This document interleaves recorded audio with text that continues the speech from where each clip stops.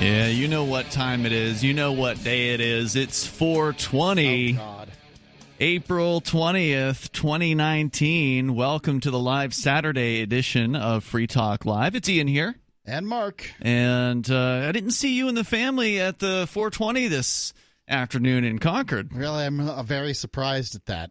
You guys should have come out. Bring Jason Osborne, family, set up some, lawn chairs. Yeah, I don't have any interest in hanging out at the 420 event. Thanks so much.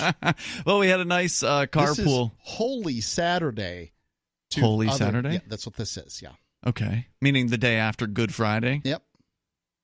Couldn't they have picked a better name for Good Friday? I think Rich Paul pointed this out the other night. It doesn't seem like it was a very good Friday for Jesus. If you believe the story that he saved everybody's life from eternal damnation that he was going to send them to. He got nailed to a cross. I mean, that's not a good day. Well, it's good if you can save everybody's life. So, 420, right between Easter and Good Friday this year. I don't know how many times that's happened, but here we are. And, of course, people around the United States, around the world, have been either celebrating their newfound freedoms by lighting up some cannabis or committing good old-fashioned civil disobedience, as we did this afternoon in front of the New Hampshire State House in Concord, New Hampshire, for the 9th time in a row. It was year number 9. First year was 2010. Of course, regular co-hosts of ours, Rich Paul, and I were there. Rich, of course, leading the activities at 4:20 this afternoon Eastern Time with a group of what I thought was a decent turnout, considering that it was essentially a rainy day, basically all day in New Hampshire. I don't know if it was raining where you were, Mark. I know you and the family did take a trip today. Some rain while we looked for Easter eggs. Easter eggs. Oh, fun. Okay, cool. Did you do the helicopter egg drop thing? Crazy. No, have no intention of playing around. That sounds like so cool. Yeah. Anyway, so we went out there. Chris, who's one of our Friday night co-hosts, Vincent, and my roommate Matt, we all carpooled out and had a nice stop at Taco Biondo on the way out there. Tried to spend cryptocurrency. Unfortunately, there was some problems that we had to deal with. We'll handle that at another time. But I would say about 60 people, according to my count, at its peak for a drizzly, rainy day here in New Hampshire to come out. And, considering that people are feeling a little bit better about smoking cannabis these days here in New England and all the surrounding states, it is legal to possess it and smoke it. Probably not in public, but it's at the very least legal to possess some fair amount of cannabis in Vermont and Massachusetts and Maine. Also Canada, actually, now, as a matter of fact. New Hampshire is the one state that's behind the ball, sadly, in the Northeast. But there has been some decriminalization here that happened back in 2017. So now, instead of being an instant misdemeanor, it's only a violation if you get caught with possession of cannabis under, I think, 3/4 of an ounce here in New Hampshire. So the risk to the participants was lower this year, but of course it's also raining, and so people don't want to come out in a lot of cases in the rain. And the risk being lower, I mean, the fact that the stakes are lower may actually lower some people's interest. It's like, oh yeah, why should I come out to the 420 when it's decriminalized? We won, right? Right. It's coming along. It's coming slowly. I mean, it's going to happen eventually. It's one of those things that, to me just seems like a question of not if, but when. It seems that way across the United States, yeah. Yeah, I mean, even Utah is probably going to end up having some kind of medical cannabis at the very least. I bet Trump could make an end run around the Democrats come this next election season by, just saying the federal government's going to deprioritize the illegality of marijuana. That'd be a smart move. From Class 1 or Class A or whatever the hell they call it. Yeah, that'd be really smart if he did that. Because things, times they are changing here in the United States and elsewhere in the world. Of course, Canada legalized cannabis across its entire country. That was late 2018. States, I think, are up to at least 8, if not 10 U.S. states. I'm losing track already. There's so many U.S. states that have gone to some form of or scheme of legalization. Plus, the national legislators work in a district where it's legal. Yeah, that's true. Washington, D.C., Guam also, I believe, legalized it out there to some extent. It's stupid to spend that kind of time and money and energy for police departments around the United States that they spend hunting down people who are, have marijuana or whatever. I mean, let's focus on crimes. Well, hopefully that would be something. It'd be nice if the police actually did that. But there has been a sea change. Remember, it wasn't that long ago, Mark. It was, within our lifetimes that no corporation would ever align itself with cannabis. They wouldn't want to be associated with you if they found out that you were a user of cannabis. They certainly wouldn't put it in their advertisements. They wanted at one time nothing to do with it. There was a war on drugs, and that war was very strong against marijuana. And even though people everywhere smoked it, even professional people smoked cannabis, they kept it quiet. It was disreputable. And those things are starting to change. There's a story here in the AP. If you want to join us, by the way, the toll-free number is 855-450-FREE. That's 855-450-3733. Maybe you went out today and went to some kind of a 420 event, maybe a protest, because there's still a bunch of states where it's not legal. And then there's this major change that's been going on sort of in corporate America. And here's a story from the AP. Potheads have for decades celebrated their love of marijuana on April 20th. But the once counterculture celebration that was all about getting stoned now is so mainstream, corporate America is starting to embrace it. No, Hallmark doesn't yet have a card to mark 420, but many other businesses inside and outside the multi-billion-dollar cannabis industry are using 420, April 20th, to roll out marketing and social media messaging aimed at connecting with consumers, driving the booming market. I mean, we've even heard there was an advertisement on our network with some old politician, one of the Republicans, who was pitching investing in cannabis stocks. That's true. Like, I don't remember what his name was, but he was like the Speaker of the House or something like that. He had some big, political position. Probably was a drug war. Yeah, that's who it was. I'm pretty sure he was a drug warrior at some point, and now he's like, all right, get on the gravy train. That's what politicians do. They find the newest parade, they get out in front of it. Yep. On Saturday, Lyft is offering us today a $4.20 credit on a single ride in Colorado and in select cities in the U.S. and Canada. Carl's Jr. is using a Denver restaurant to market a hamburger infused with CBD, a non-intoxicating, which it seems like the big thing now. CBD is really hot. Is everywhere. A non-intoxicating molecule found in cannabis that many believe is beneficial to their health. On 420 last year, Totino's, maker of frozen pizza snacks, retweeted an image of a microwave and an oven with the message, quote, "To be blunt, pizza rolls are better when baked." Now, it's nice to finally see Totino's coming out and acknowledging who their main market segment actually is after all these years. Am I right or am I right? I have no idea. Yeah, Kit Yarrow, consumer psychologist at Golden Gate University, said, "I think brands that associate themselves with cannabis kind of get that contact high. In other words, they're just considered to be cooler by association. As pot becomes more legal, more discussed, more interesting to people, more widely used, then 420 becomes more mainstream as well." I don't think pot is becoming more widely used. I don't think that's the case. There may be a very small portion of the population who's trying marijuana for the first time because it's illegal, but really, how many people out there who are listening to this broadcast right now who have never smoked cannabis in your whole life because it's illegal?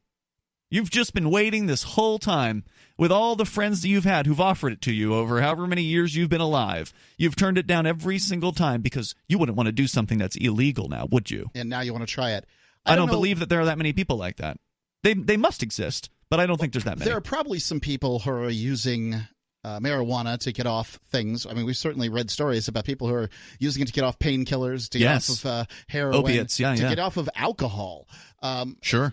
I met a guy today at 420 who is an alcoholic who does not use alcohol anymore. He's using cannabis and seems like he builds rock walls for a living. Well, okay. So I guess so maybe it is being used more. I wouldn't say significantly more, but maybe it's being... I can't believe it. Well, what I'm just saying... because it's legal, you mean? Right. Okay. So how many people that smoke marijuana? I don't have time. 855-450-FREE. If you want to weigh in here, Mark will try to clear up his thoughts here in moments, or I'll try to understand him better. 855-450-FREE. It's Free Talk Live. It's Free Talk Live Saturday edition of the program. It's also 420, and it's Ian and Mark here with you. Freedom Fest is the largest liberty-oriented gathering in the world. Freedom Fest's theme this year is the Wild West. Was it a time of liberty and opportunity or lawlessness and violence? Penn Jillette's going to be there. Candace Owens, John Mackey, Kevin O'Leary, and Kevin Harrington of Shark Tank. Stephen Moore, recently appointed to the Federal Reserve Board. Grover Norquist. Libertarians, conservatives, liberals, and just open-minded people mingling together to hear real real debates, share real solutions, and converse freely. Go to freedomfest.com/FTL and buy your tickets now. Come out and join us. Use coupon code FTL50 for $50 off. Plus, if you're, not convinced at this point, you're like, oh, well, it sounds really nice, but I'm not going to go. Check out freedomfest.com/FTL, the same address, and you'll get the 5 best speeches from last year for free. Judge Napolitano, Alan Dershowitz, Charlie Kirk, Heather McDonald, John Mackey, all for free. It's freedomfest.com/FTL, freedomfest.com/FTL. We'd love to see you there. We're talking about the 420 here today and how, according to the AP, and I think it's pretty obvious for anybody that's been paying attention, corporate America has been embracing cannabis. They've been embracing 420. They've been using cannabis to market their products, even if they aren't necessarily a cannabis company. They give the example of, for instance, Totino's, the frozen pizza manufacturer. I'm familiar. Retweeting an image of a microwave and an oven with a message, "To be blunt, pizza rolls are better when baked," which has 2 marijuana-related jokes in the same sentence. What? Pizza rolls baked? What? To be blunt. Blunt is another Gotcha. Another term for a cigar rolled with marijuana. Gotcha. In it, and then pizza rolls are better when baked. That's suggesting that you should be that one. Stoned. So very interesting because it's been a big change over just the last several years, certainly the last decade. Marijuana normalization, according to the story here, has snowballed since 2012. They are right, though. What out there is better when microwaved than when baked? What? Nothing. The microwave, I don't know. It's a nice water heating device. That's what it does, right? Yeah. Pretty good at making popcorn. It's a lot easier to make popcorn in a microwave. So from that standpoint, it's probably worth having your popcorn that way. Fair enough. But, I just used to reheat coffee. Marijuana normalization has snowballed since 2012. And by the way, if you want to call in to join us here, the number is 855-450-FREE, like freedom. Colorado and Washington, of course, were the first 2 states to legalize recreational use. 8 more followed, so we are up to 10, including California, Oregon, and Michigan. Medical marijuana is legal in 2/3 of the 50 states, with conservative-leaning Utah and Oklahoma among recent additions. Meantime, the CBD market has exploded. CBD oil can be found in candies, coffee, and other food, drinks, dietary supplements, perfume, lotions, creams, and soap. Proponents say CBD helps with pain, anxiety, and inflammation, though limited scientific research supports those claims. Now, I don't know. Their claims. I don't know. I haven't researched CBD, but I do know people who swear by it. Yes. And does that mean it's a placebo effect? It could be. Absolutely. I don't know. Placebos have very real effects, and they're documented. But one thing's for sure about CBD, it does not get you high. And so anybody claiming that CBD is giving them a medical benefit, you cannot say about that person, "Oh, you just want to get high." Because that's what the old statement was about. The original critique of medical cannabis was, those people aren't really getting benefits. They just want to get stoned. Well, it turns out probably was true in some people cases, in California, right? Sure. That's probably true. And it's fine if that's true. Right. I'm just saying, now that objection is completely out the window now that CBD products are available, because people can use something derived from cannabis and not actually get stoned off of it. So, in fact, here in little old Keene, New Hampshire, there's advertisements all over the radio and all over mainstream media for a new CBD store. Somebody opened up a store with just CBD-related products in it. Amazing. I don't know if it's going to work out for them, but, that's interesting. U.S. retail sales of cannabis products jumped to $10.5 billion last year, a 3-fold increase from just the year before. 2017, the number's tripled from 2017 to good 2018. numbers. There's no wonder that people are getting very, very interested in investing in this particular market segment, and no wonder the companies that for the longest time would never, ever breathe a word of cannabis are now starting to use it in advertising campaigns. Turns out the people who, as I said before, I don't think people are using it more often beyond a few extraneous people on the edges. What's happening is the people who used it previously are no longer hiding in the closet as much. They're no longer as afraid to admit it to maybe their friends or family or coworkers, for instance. And I disagree with that. I think people are using it more, and let me explain why. Okay, sure. So, first off, meaning people who haven't used it previously are using it now? I'm not talking about more people. That's what I was talking about. Right. Well, but that's not what you're saying. Right? You're okay. saying Well, if I wasn't clear, that's what I was trying to say. We're talking about more marijuana being smoked. Is the quantity. I don't even think that's true, because now it's easier to get vaporized marijuana. Let me make my point. Yeah, go ahead. All right. Vaporized marijuana, my foot. No, there's a lot of people that are into using oils. Marijuana consumed. Okay. All right. Does that make you happy? Sure. Okay. So the people who are using marijuana legally, there's certainly many of them that were using it illegally, right? I would say almost everyone who is using marijuana legally has used it illegally at some point in their life. Do you think that number... I'm not talking about, some people use marijuana regularly. That's right. I know some. I suspect they're in the studio right now. Yeah, okay. What about it? Those people, had marijuana become immediately legal, would they use the same amount, less of marijuana, or more marijuana? No difference. Okay, no difference. Excellent. That was the answer that I expected you to give. Now, the people that are using marijuana to get off of things like heroin, alcohol, a variety painkillers, a variety of things that people are using marijuana for, pain management, just a bunch of things. Are those people using more marijuana, less marijuana, or about the same? If it's cheaper and they need it for pain management, they might use a little bit more. Okay, I say that there are people who decided when marijuana went legal, they said, I'm going to use this to get off of painkillers or alcohol or whatever, and they began smoking more than they ever had before. Could be. I don't have a problem with that. I just don't want to leave the taste in people's mouth that, hey, everything's exactly the same as it was. Now it's legal. No, I didn't say everything was exactly the same. Well, I said that the people who are using it previously are more open about using it with people that they hadn't been open with before. They're less afraid of whatever legal consequences there might be, because in some cases there really aren't any legal consequences anymore in some states in the United States. Does that mean some of them are using it more often? Of course it does. I think more marijuana is being smoked at least right now, and that's still not a bad thing.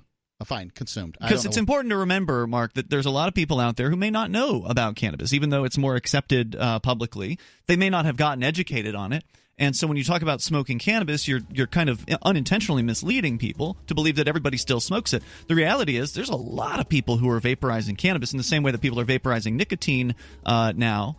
That arguably is a much safer method to consume than, combusted product. Especially if you're taking it for pain management, probably the edibles are a great choice. Edibles as well. That's another good point. The toll-free number here, 855-450-FREE if you want to join us on 420. It's Free Talk. Free Talk Live has found that though U.S. financial institutions are prohibited from doing business with foreign gambling websites, it's not illegal for U.S.-based internet users to gamble on those sites. People have been using VPNs or virtual private networks to connect to sites like games.bitcoin.com and play games with Bitcoin Cash. Games.bitcoin.com features poker, blackjack, roulette, craps, keno, slots, and dice.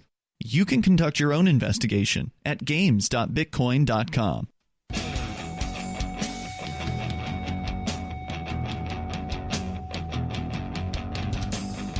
It is Free Talk Live. You dial toll-free to join us here if you want. Our number is 855-450-FREE. That's 855-450-3733. We do have the Discord on-air call-in line rooms over at discord.lrn.fm. So feel free to hop into any one of those, and we will join you. You'll get on the air with us, and you can talk about whatever you want to discuss, although we started the show tonight talking about 420 and how corporate America is warming up and relatively quickly to the cannabis user. They have realized that cannabis users are some of their customers, and you can market to them. They'll respond by spending money, possibly at your business. The AP's got a detailed story about it. We can continue that, but we'll take your calls and thoughts, just kind of generally discussing cannabis, the legalization of it, some of the effects. Rich Paul was in here earlier, the founder of the 420 celebrations here in New Hampshire. We went out today to the 420 civil disobedience on the State House steps in Concord, and he pointed out a few things here during the break. Again, if you want to join us, the number is 855-450-FREE. That's 855-450-3733. Pointing out that the alcohol companies in places like Colorado have had revenues go down. Now, I haven't seen the numbers personally on that, but I do recall seeing that tax revenues from cannabis had exceeded the revenues on alcohol. I remember seeing that, but I'll take his word for it that we've seen went that down alcohol companies will often fight legalization. That's right. And I have heard what he had said before. He claimed 15%. I don't have anything in front of me to say otherwise. But, whatever. There's one person's claim. You can look it up for yourself. I'll do that in a minute. But, sure. I don't doubt it for a second. Let's go to the phones to your calls and thoughts. We have Jennifer. She's on the line in Hope, Arkansas, listening to a station in the Orlando, Florida area. I presume you're listening to WZEA online, Jennifer? No, I'm listening from Texarkana. Oh, okay. For whatever reason, the program, the phone screener put in call letters of a station in Florida. So you must be listening to our Texarkana station. All right, very good. Go ahead with your thoughts. Yes.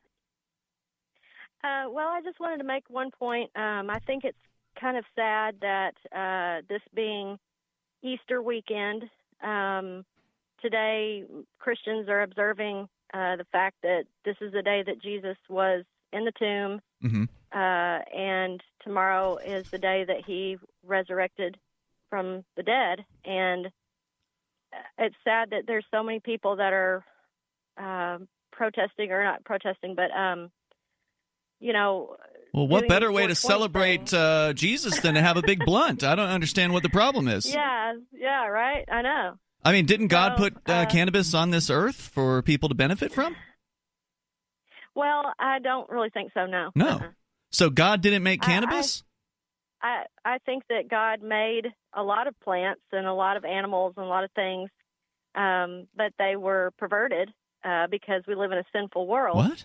And people can change things that were good. Hold on, are you saying people invented cannabis?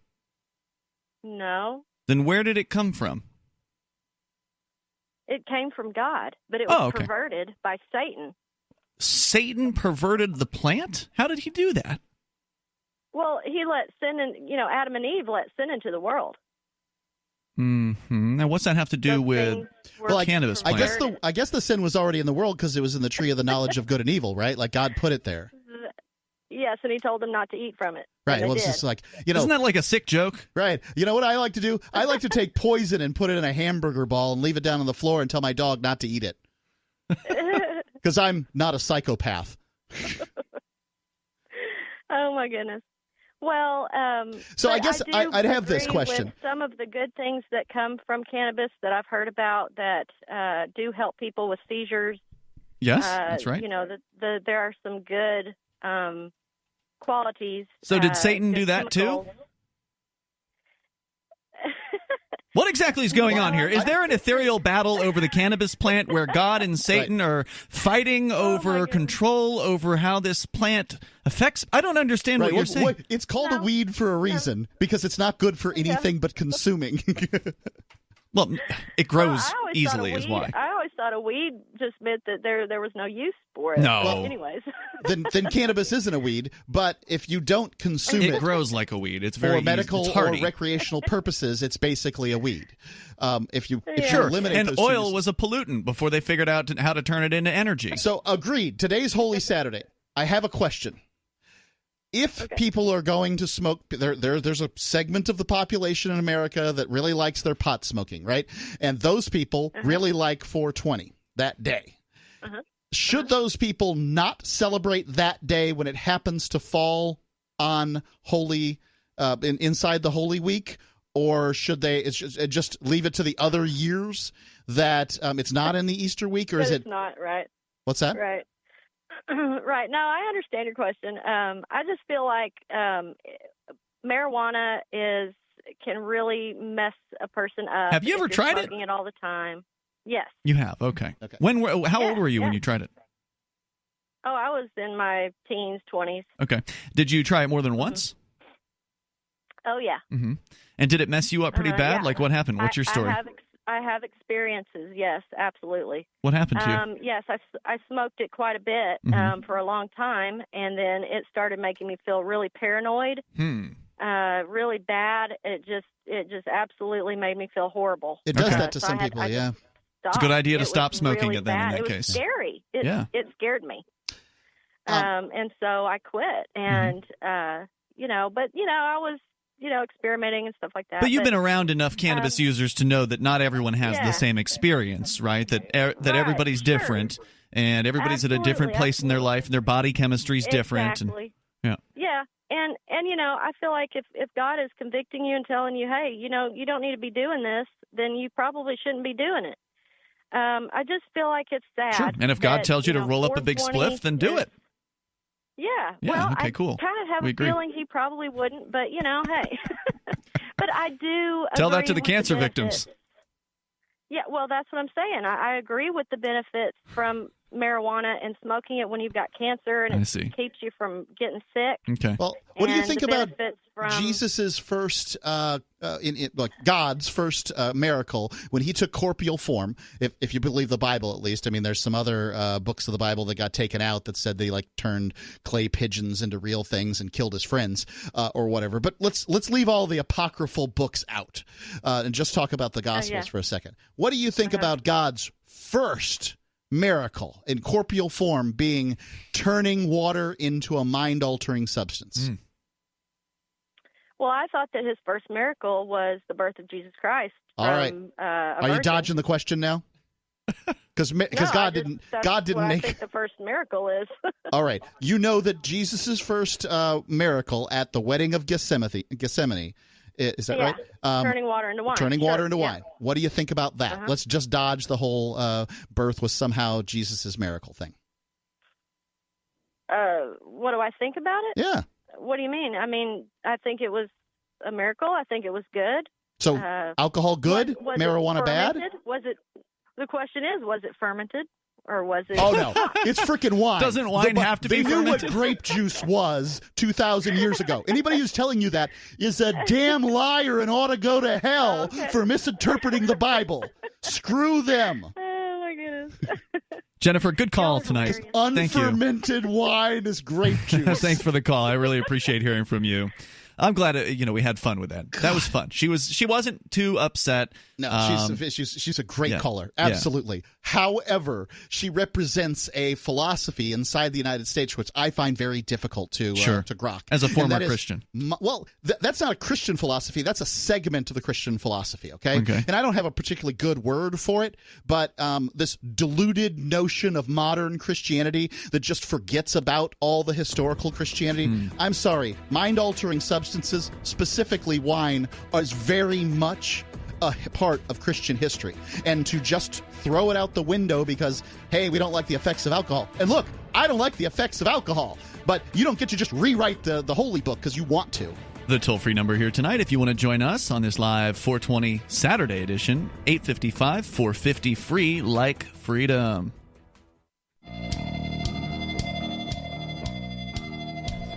It is Free Talk Live. You're invited to join us here. The toll-free number is 855-450-FREE. It's 420. Across the world, people are celebrating. And Holy Saturday.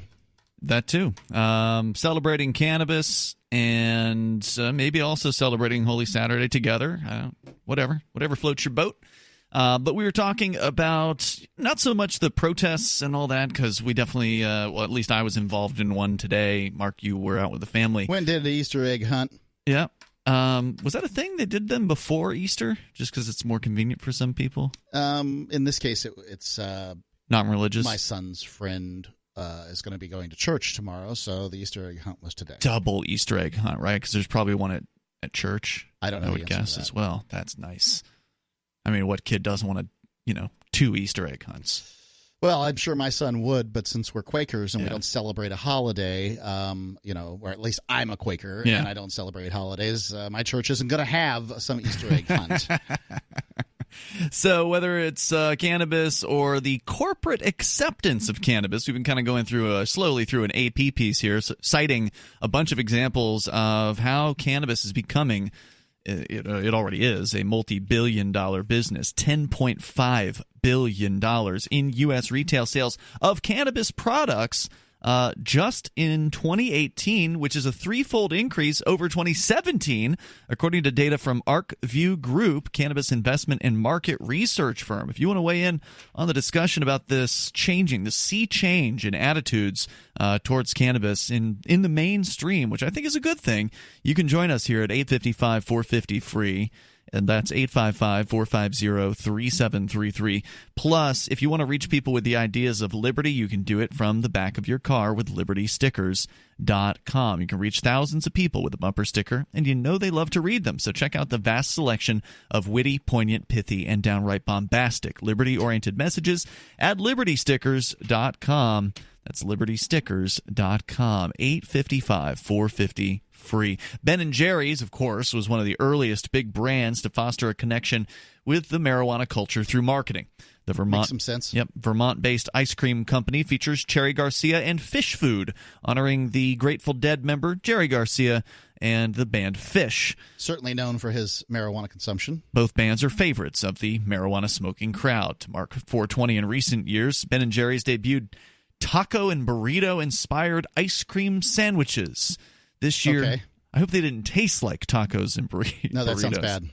This year, the company partnered with a San Francisco Bay Area cannabis retailer to give customers who place delivery orders on Friday and Saturday a free pint of half-baked, a combination of cookie dough and fudge brownie. Okay. Jake Hurley, company's global head of integrated marketing, says, "We have a lot of fun, never being overt, but really playing into the moment of 420. Yeah, it's all right there. People want to, dance along the line. Last year, Ben & Jerry's also turned more serious, asking consumers... By the way, I appreciate a good pun. This stuff doesn't appeal to me. I think it's a little gauche, in my opinion. I wouldn't go out and buy something because it was marketed to pot smokers necessarily. Asking consumers to... But I think it's funny. Asking consumers to call on lawmakers to expunge prior marijuana convictions and press for pardons or amnesty for anyone arrested for smoking pot. Agreed, 100%. So if somebody has a marijuana conviction, do you want to take them out of the job market? Do you want to make it so that they can't get a college education? Exactly what do you want to do with this stuff? If they pay their fine, whatever their fine might be. I don't even think they should pay the fine. That's what I advocated this afternoon at the 420. When I got up to speak to the group, I said, look, if you get a ticket, because now in New Hampshire, possession of 3/4 of an ounce or less is a ticketable offense. It's no longer a misdemeanor. It used to be if you had a joint, that's a misdemeanor charge. That's no longer the case unless you get caught 4 times in a row within like a 3-year period. Then the 4th charge is a misdemeanor. So the first 3 times, it's all violations. You really got to be messing up to get caught that many times. The fine escalates over time as well. So like the first fine is $100, and then I think it goes up to $300. Mm-hmm. But you don't have to pay because you can always do community service. Or you could just refuse to pay and go sit it off a night in jail. I mean, here in New Hampshire, you get $150 credit towards any fine if you go sit in a jail cell for a night. Now, most people don't want to do that, which is why there's a community service option. But my point is, you don't want to encourage these people. We don't want police to write tickets thinking that they're actually going to get revenue out of it. We want them to fail again and again at every ticket they write. Now, of course, not everyone's not going to do this. Most people are probably going to pay the fine. But the more people don't pay the fine, the more people demand a trial, don't take a plea deal. Okay, they caught you with marijuana? Fine. All the evidence is in their favor. They still owe you a trial. If you want to go to trial and make that prosecutor waste their time on you, in order to get the $100 fine, which you then won't pay anyway, that's what it's going to take. If 10% of marijuana people who get ticketed for this, and I'm interested to see how the numbers have been. This is a number I have not seen. Like, how many arrests for marijuana in 2016, the final year of, full-on marijuana criminalization. 2017, it got legalized sort of midpoint later in the year. So 2018, What are the numbers compared to 2016? How many tickets were written for marijuana possession in 2018 in New Hampshire versus how many people were arrested in 2016? I'm curious to know. Well, I do believe that police and police associations, chiefs of police, police unions, chiefs of police associations, these sorts of things, do understand that their budgets benefit from marijuana being illegal. That it's really the opinions of Mr. and Mrs. America out there, and the opinions of Mr. and Mrs. America are much more important. So when Mr. and Mrs. America realize that drug companies, alcohol producers, prison guard unions, and police unions, and I presume to some extent organized crime, but maybe not, are really the ones that want to see drugs generally illegal. These are the people that benefit. Yep. Follow the money, ladies and gentlemen. Marijuana is illegal because it was profitable to big businesses that were producing paper at the time. And that's it. Is all you have to do. It's a little bit of research, and then you realize, we've been lied to our whole lives. Yeah. So, 855-450 free. Those in the marijuana marketplace are also ramping up advertising around 420. Much of the marketing about cannabis or related products takes the form of online ads, emails, text messaging, or social media. Shops typically offer discounts. In fact, Corner News here in Keene is the first cryptocurrency accepting business. She's got a 420 sale going on today. And we were actually talking about this in the car on the way up there, is that used to be that head shops couldn't advertise their products for marijuana consumption, but now can they? Because if it's in a medical state, can a head shop say this is a medical device, this is for the use of medical cannabis? Is that legal now? Because you used to have to dance around it. That's a good question. You could never have, as a head shop owner, you couldn't have a flyer with a cannabis leaf on it or something like that. So you had to, if somebody came into your shop and said the word bong, you had to kick them out. You had to keep any kind of, everybody knows what the head shop's for, but you can't say it, or you couldn't say it. And so I wonder if those rules have changed. Those in the marijuana marketplace are, again, ramping up advertising, offering discounts. Some host parties with food and entertainment. The larger 420 events can draw thousands of people. Verano Holdings, whose businesses include cannabis shops, sponsors street festivals in Chicago and Tulsa, where attendees can learn about marijuana products. Is it legal in either of those places? Listen to music and grab a bite. The company expects this Saturday's festival in Chicago, going on its third year, to draw more than 4,000 people. Last year, it drew 1,500. There were lots of 420 celebrations in the United States prior to legalization, and that's true. Really, the cops wouldn't do anything about it in many cases. Right. They were well outnumbered by the people who were attending those festivals. But then again, these festivals were rarely held in places with the well-known sheriffs. Like, say, for instance, Joe Arpaio. There wasn't anybody doing a 420 festival. Right. Arpaio would fly in the SWAT team on the helicopter and drop bombs. Right. He'd probably rain napalm down on them or something. In the San Francisco Golden Gate Park, Hippie Hill will again be the site of a 420 celebration. Last year, more than 15,000 attended the event, which has transformed from a small informal gathering to a full-blown festival full of corporate sponsors and commercial booths selling smoking devices. Roger Wolodarski, whose Los Angeles-based Puffco makes portable vaporizers, celebrated 420 since he was a teenager. Back then, he said, quote, 420 was the day you splurged on yourself and got high in interesting ways. It was the day that you made a gravity bong and coughed your brains out. The fact that this is getting coverage in news media that is not, it used to be that, like in this transformatory kind of stage for cannabis where medical cannabis was ramping up, the news media would kind of joke about it, like they'd make marijuana related puns and kind of look down their noses at it. Right. But now they're like looking up at all the potential advertisers and they're changing their tune, like maybe we should start respecting this industry now here. John Boehner's pitching for marijuana companies. So if you want to join us, you can. Coming up, we've got a sexy Easter Bunny display. If you thought marijuana was offensive on the Easter weekend here, Mark, you've got a story about a man who's, I guess, mannequins that he'd set up in his front lawn as sexy Easter bunnies were attacked by a madwoman? That's correct. You've got that story on the way here, and your calls and thoughts are welcome at 855-450-FREE. And more coming up. Free Talk Live. Hour 2 next. This is Michael Dean from the Freedom Fiends. I've run websites since 1996 and have used over a dozen web hosts in that time. AgristHosting.com is the only one that hasn't broken my heart. Agrist Hosting's uptime and service is stellar. and their DDoS mitigation is the best I've seen. That's important because if you tell the truth in this world, you'll ruffle feathers. And some people will try dirty tricks to silence your voice. No matter what the haters hit us with, Agorist Hosting keeps our websites online. If you have a mission-critical commercial presence or a world-changing activism site, you cannot tolerate any skullduggery. So go with agoristhosting.com. Have a WordPress or blog site, but you're not satisfied with performance or uptime? Or just want raw hosting? Want to pay with Bitcoin? Agorist Hosting specializes in high-performance hosting with personalized service. Go to agoristhosting.com and click on the button that says Get Hosted. That's agoristhosting.com.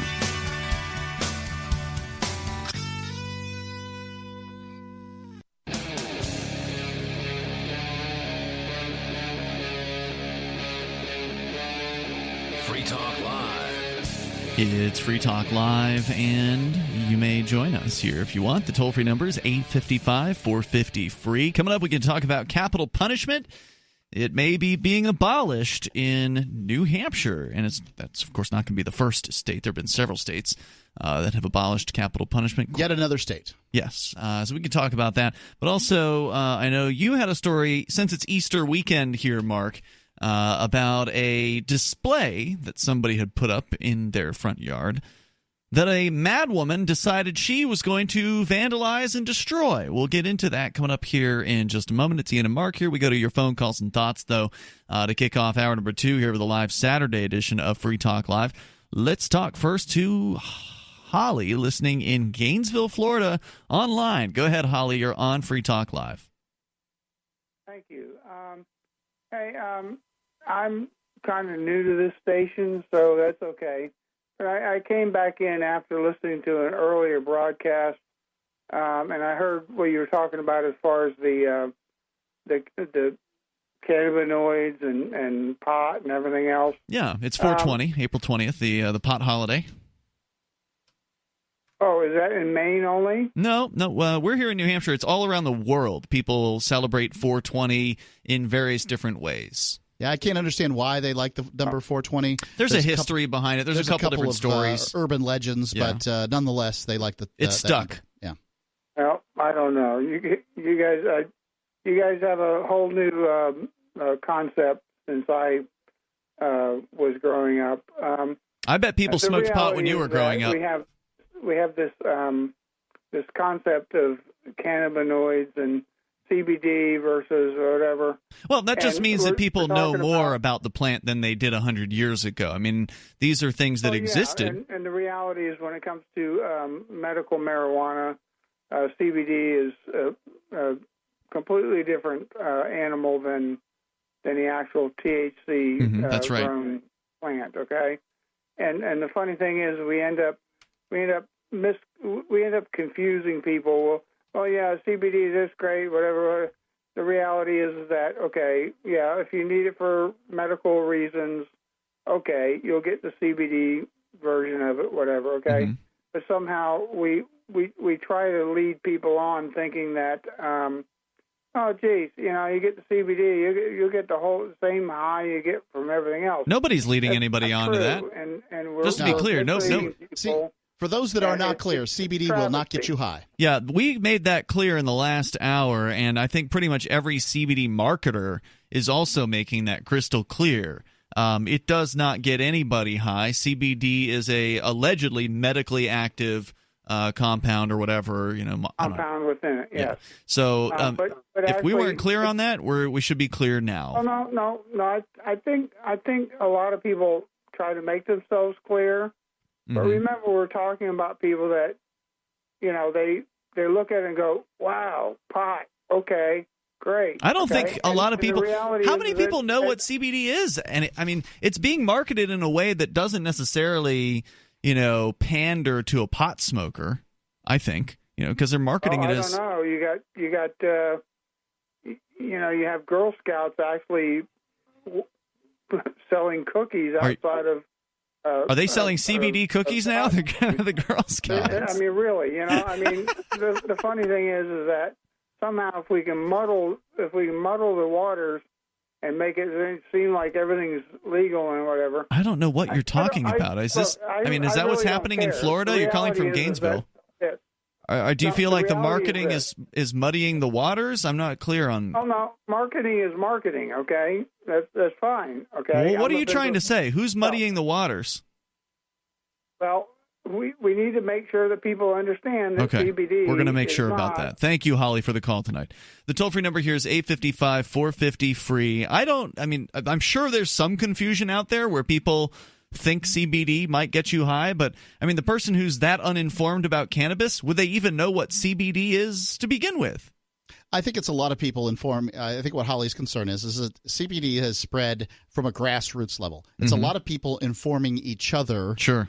And there's going to be misinformation there. People don't know. Then again, I'm not an expert on this stuff either. Well, you're going to know as soon as you try some CBD. It doesn't get you high. Well, I took CBD one time. I do jiu-jitsu, and there's some pain associated with it like a rub or like a pill? It was something as an oil that I was taking. Okay. And there's some pain associated with having grown men pull on your head and arms, right? Yeah. And so I took it, and I noticed no difference in my, in the pain that I was experiencing or anything like that. It didn't help you. It didn't help me. Okay. So you didn't get high? No, of course not. That's what I'm saying. As soon as somebody takes CBD, if they thought it was going to get them high, that should disabuse them of that notion.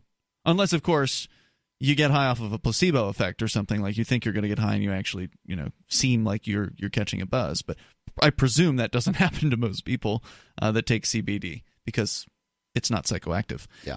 855-450-FREE as we continue. Larry is on the line listening to WIBC in Indianapolis. Go ahead, Larry. How you doing, Mark and Ian? Hey, Larry, go ahead. Hey, it's so sickening to see the way we're treating marijuana in this country. And then I know the state of Indiana promotes alcoholism. They have every corner is a brew pub or a whiskey still. This place called Fountain Square in Indianapolis, 27 bars in a 7-block area. So it's just a sickening thing that the state would do that. They allow breweries to open. And they make big money, too, off of all those alcohol licenses. Yeah, but they pass them out like candy, and nobody pays the fees. All they do is get up a bunch of fees and then sell the license. So it's a sick thing. And I don't say this too often, Mark and Ian, but it's the true essence of racism. They have painted marijuana so black that people think that when they speak against it, they're speaking against the black man. And one more thing. I've never heard that. Larry, I'll say that the history of marijuana certainly has racism in it, but don't you think we've turned a corner? No, I don't think we have. I think the essence that when we talk about racism, Mark and Ian, I'm a colored man, right? We'll take your word for it. This is where it comes across the board and reveals its ugly face. When we see a weed, a plant that you can grow yourself and have your own cure for a lot of different things that ail you, that the state wants to criminalize, yet they'll pass out free heroin needles. They'll pass out Zerboxin. They'll pass out Narcan and everything else to support a heroin addiction problem. But because the black man may tend more toward marijuana, they will keep it illegal. They will lock him up every time they catch him with a joint. I got one more thing, but that's changing. There's no doubt. Let me acknowledge, Larry. There's no doubt there's a discrepancy as far as police enforcement of marijuana. Certainly, and drug laws generally. Yeah, certainly here in New Hampshire, they disproportionately target blacks for marijuana arrests. So I think there's no doubt about that. But the fact is that's changing. You've already got 10 out of 50 states that have legalized it for recreational purposes, and that's for everybody. There should not be one question or debate over whether marijuana should be legal. Agreed. Well, I agree with you, but unfortunately, that's not the world we live in. However, those debates are being held, and the questions are being answered. And we're seeing. Get one more thing in? Yes, go right ahead. One more thing in. This is about the immigration. Now, when those people arrive to the border, right? They keep them only for 3 days, and then they have to fly them to whatever city that they want to go to, and then treat them when they get there as if they had refugee status. So that means a $5,000 housing allowance, They get food stamps. They get Section 8 housing and everything and so forth. So I think that America is so sick. And Mark and Ann, I don't talk about racism, but this is the essence of what racism really is. When you pit one people against another at the bottom of the scale to try to wipe out somebody that you perceive as your arch enemy, that's no threat to you. So it's just I'm completely lost at this point. I have no idea what Larry's talking about. But thank you for the call tonight. I appreciate it, man. I got some of it. But it just went a little too nebulous for me there at the end. 855-450-FREE. That's 855-450-3733. You can bring up what you want here on the 420 live Saturday edition of Free Talk Live.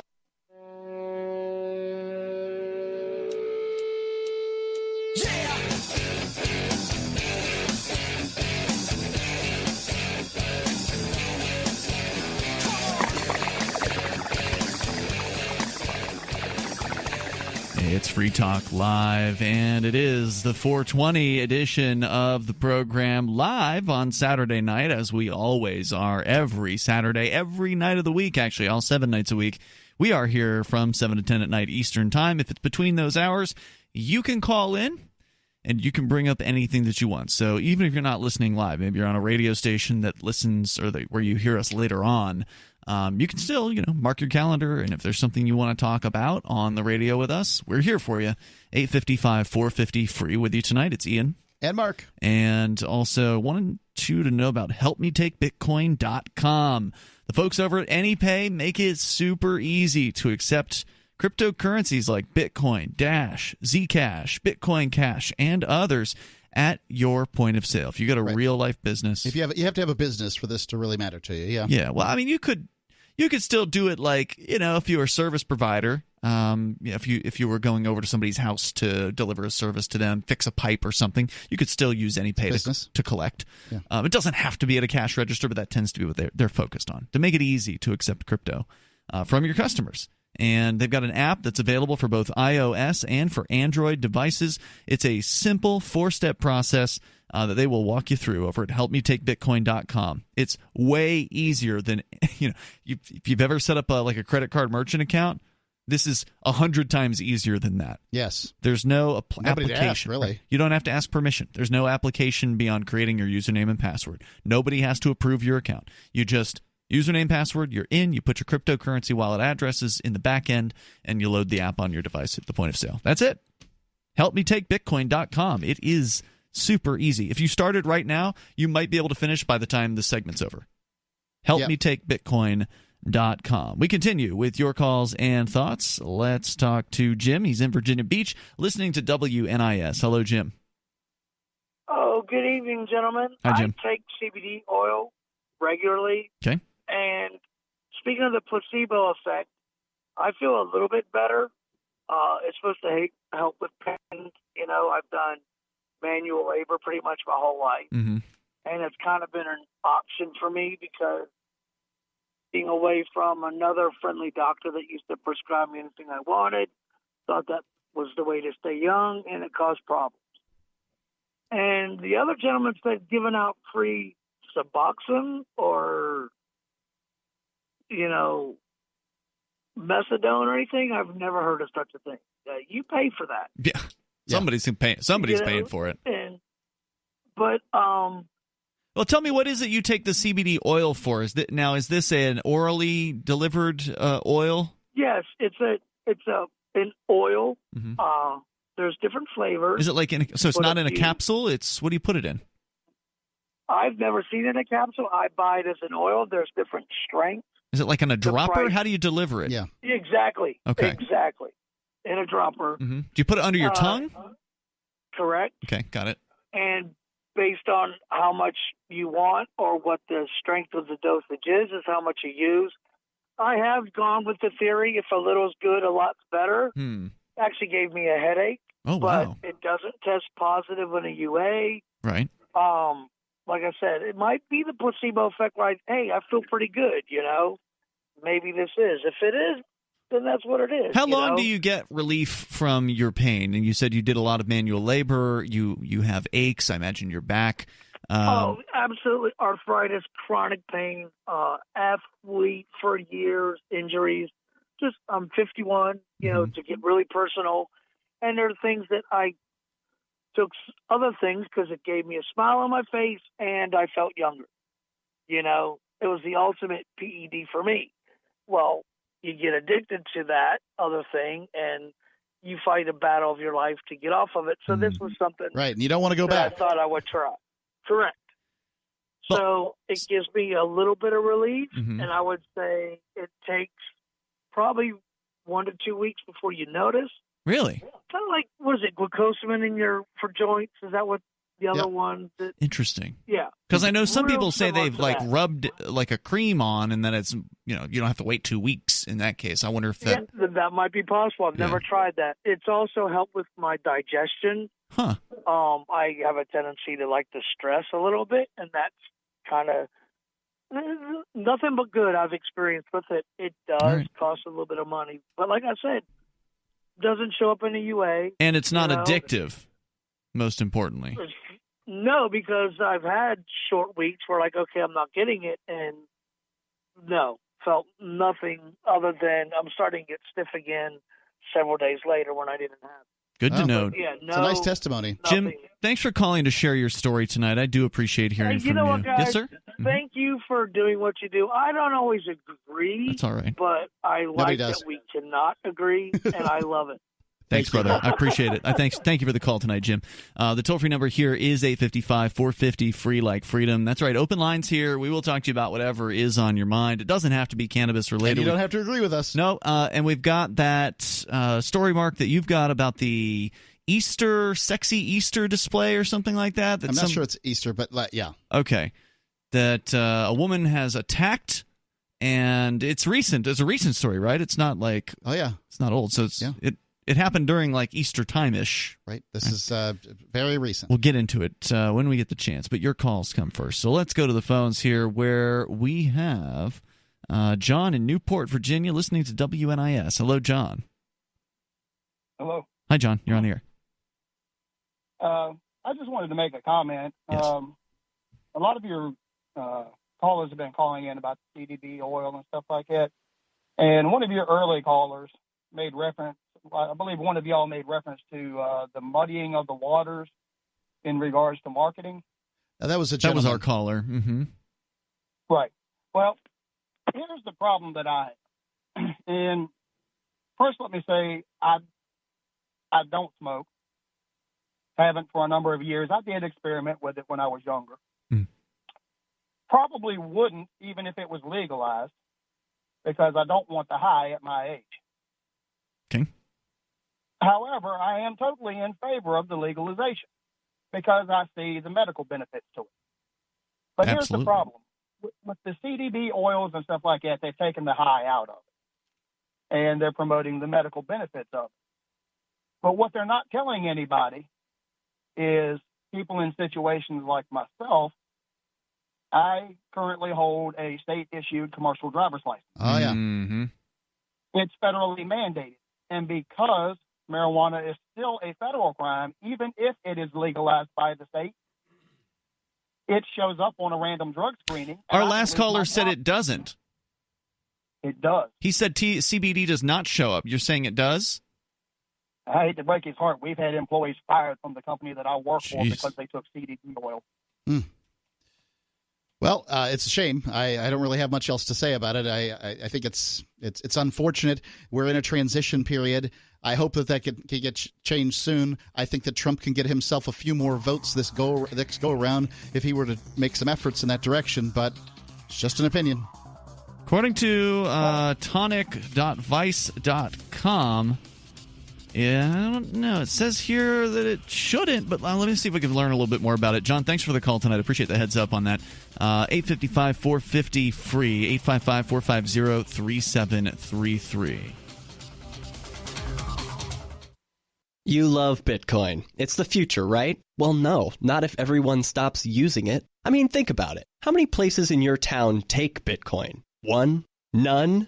Let's be real. If this Bitcoin thing is ever going to happen, it's going to need your help. The good news is, The guys at AnyPay have your back. We built a website called helpmetakebitcoin.com, and it's a place you can send any business, and they'll be set up to take Bitcoin in 5 minutes. helpmetakebitcoin.com.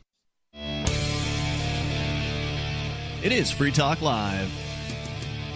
You may take control of the airwaves here. Our number is 855-450-FREE, like freedom. That's 855-450-3733. Also, our Discord call-in lines are open and available to you over at discord.lrn.fm. You've probably heard about Bitcoin. And if you have, maybe you've come to the conclusion that Bitcoin had its day and it's on the downhill slide.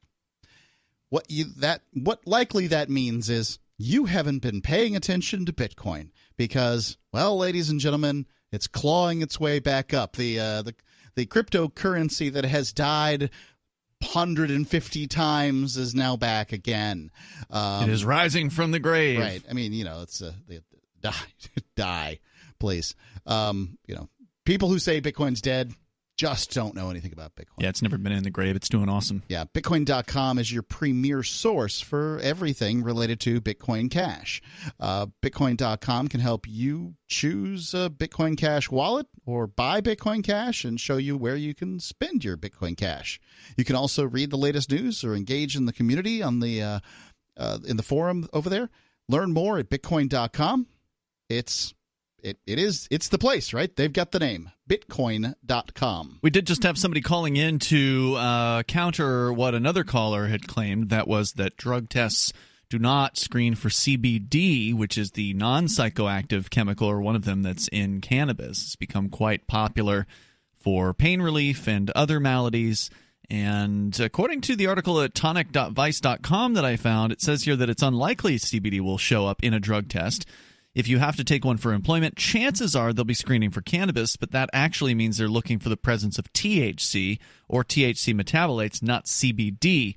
Technically, CBD is a chemical, and if you ingest it, your body will metabolize it, so it can be detected. But the average drug test isn't designed to pick up CBD or any other compounds found in cannabis other than THC. That, according to Brenda Gannon, who is a toxicologist and laboratory director at Steep Hill, Arkansas, she says that, quote, because CBD is chemically distinct from THC, it is unlikely that pure CBD would be detected in these type of drug tests. However, hemp-based CBD products often contain trace amounts of THC.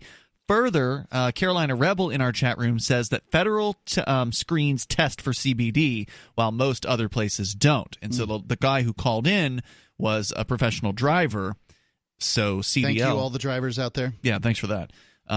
So since it's the feds who are likely testing him in that case, then maybe they're testing for CBD specifically, which, of course, you'd expect from the scum federal government to do something like that. Also, another thing is that sometimes people who fail drug tests will say things in order to, not be quite as embarrassed about the whole thing.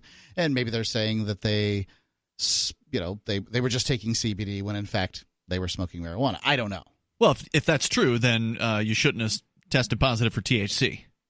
Right? If you tested positive for THC, you weren't just taking CBD. Right.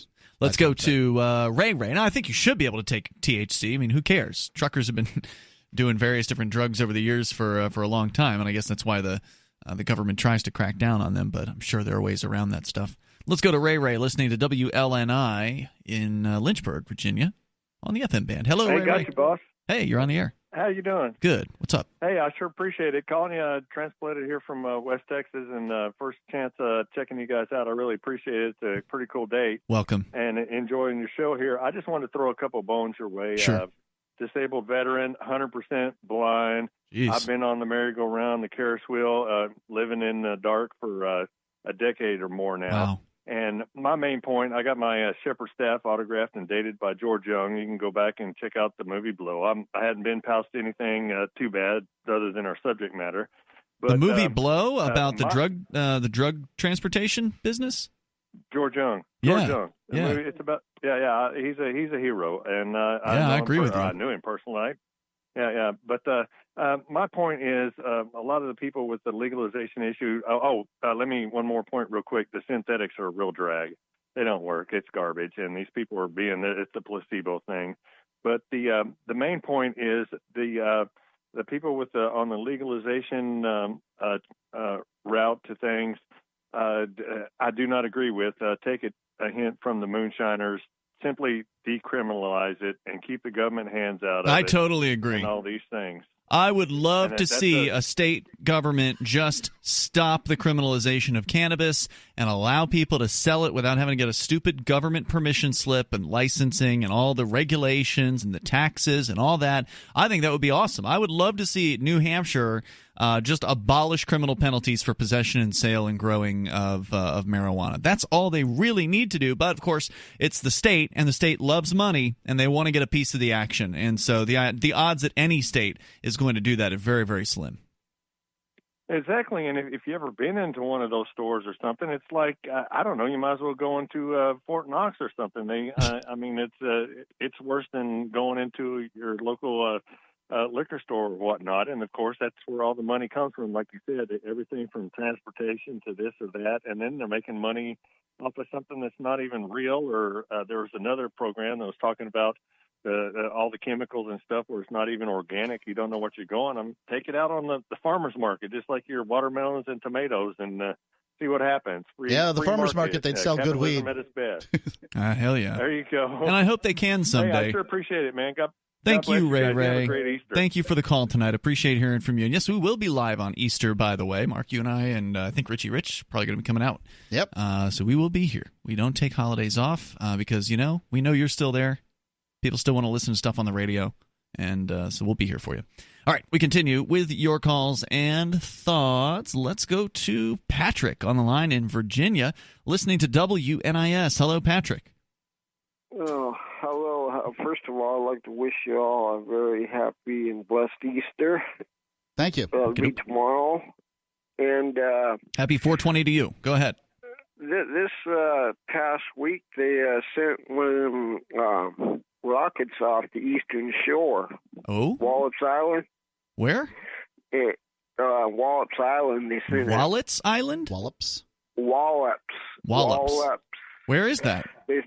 That's on the eastern shore of Virginia, towards the Maryland line. NASA has a launch center in Virginia? Yeah, it's off the eastern shore. Okay.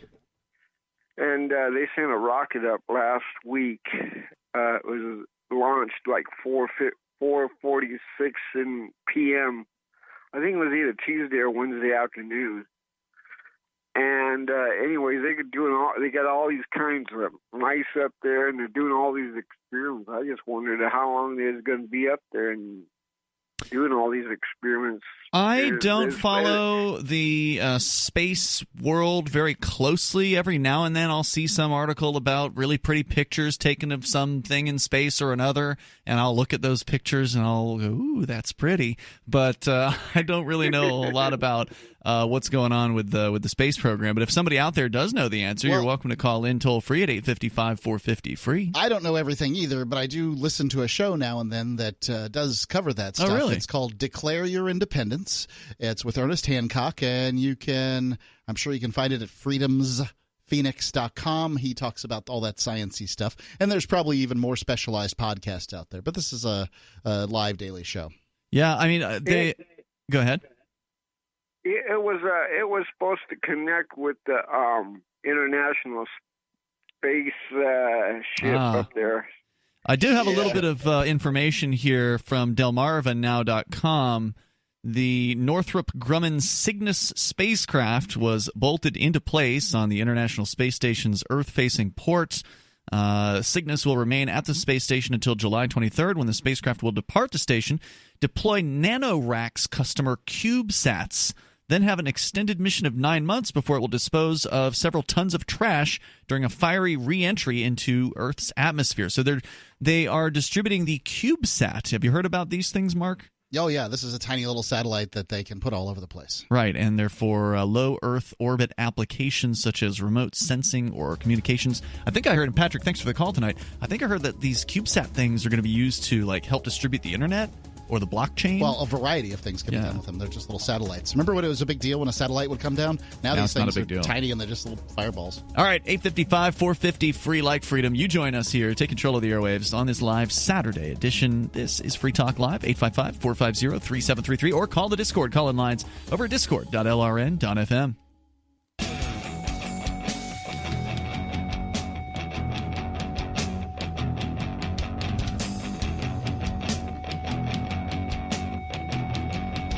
It's Free Talk Live, the live Saturday edition of the program. You can dial in here. The toll-free number is 855-450, free like freedom. That's 855-450-3733.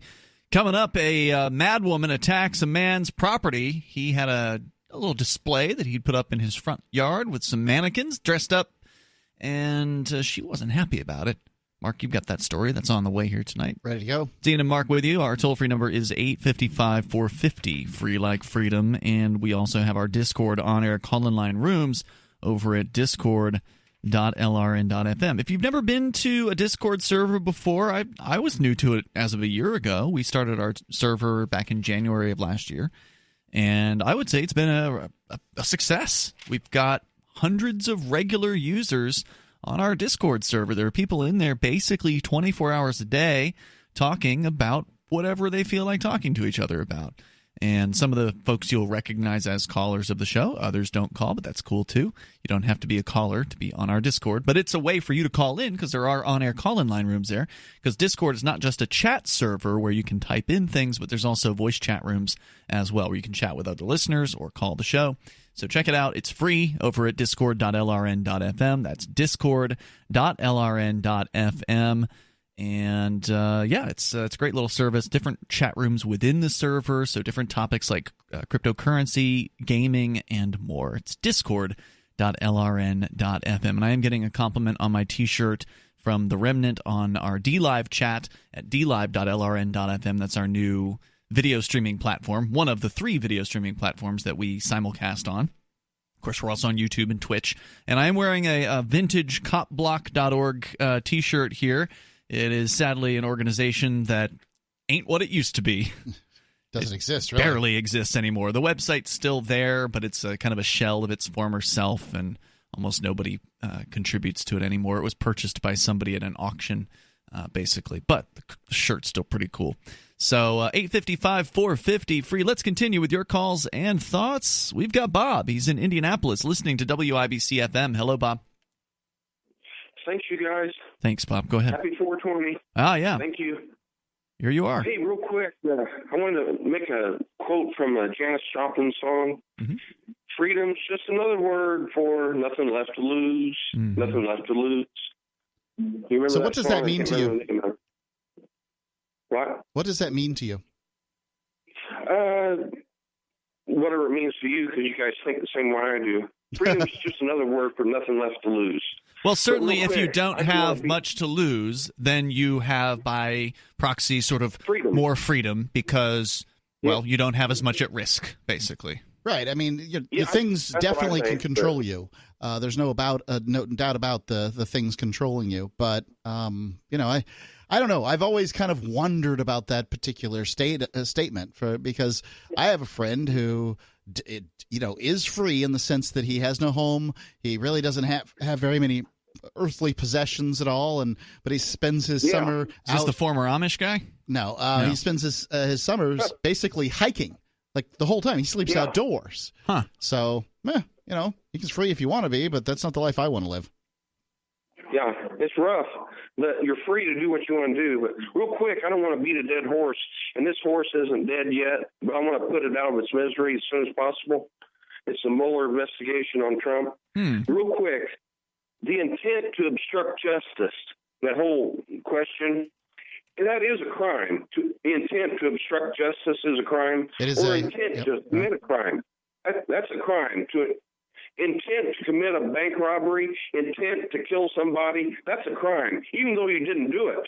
I didn't do it. I didn't do nothing. Well, you intended to. Well, you're guilty of intent to commit a crime. But thank you for listening. Thank you.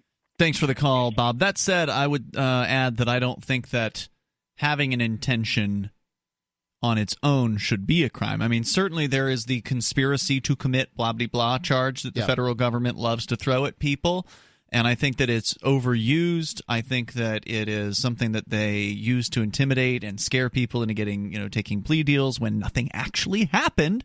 Because if you've had a conversation, basically, as I understand it, I'm not an attorney, this is not legal advice, but as I understand it, in order to have a conspiracy charge, you have to have 2 or more people plotting to do something that would be a violation of whatever law, and they have to take at least some overt act in furtherance of that mission, or at least one of the people, as I understand it, has to take at least some act, something they have to do in order to say that this is a conspiracy. So just talking about it usually isn't enough. Well, this isn't legal advice, but No.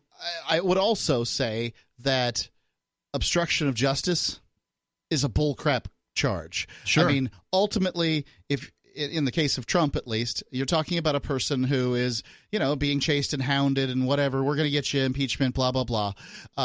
And, oh, what a surprise. He doesn't want to cooperate with you people. He wants to make it difficult for you to kick him out of the most powerful position in the world and perhaps throw him in jail. Well, I mean, you have to be the tried and true blue dog Democrat to get really upset about this stuff. What a surprise. The most powerful person in the world can't be brought to justice. Ho hum. I mean, like you thought somehow this was going to be different? Look, Russia is just Democrat for Benghazi. This is a bunch of partisan bullcrap, and I'm so bored. Get over it. 855 450 free, like freedom. We continue. Kevin is in Norfolk, Virginia, listening to WNIS. Hello, Kevin. Hey, how you doing? Hey, what's on your mind? I'm weighing in on the cannabis issue there. Sure. I was wondering if you were familiar with the medical use of cannabis oil for the treatment of prostate cancer and its symptoms. No.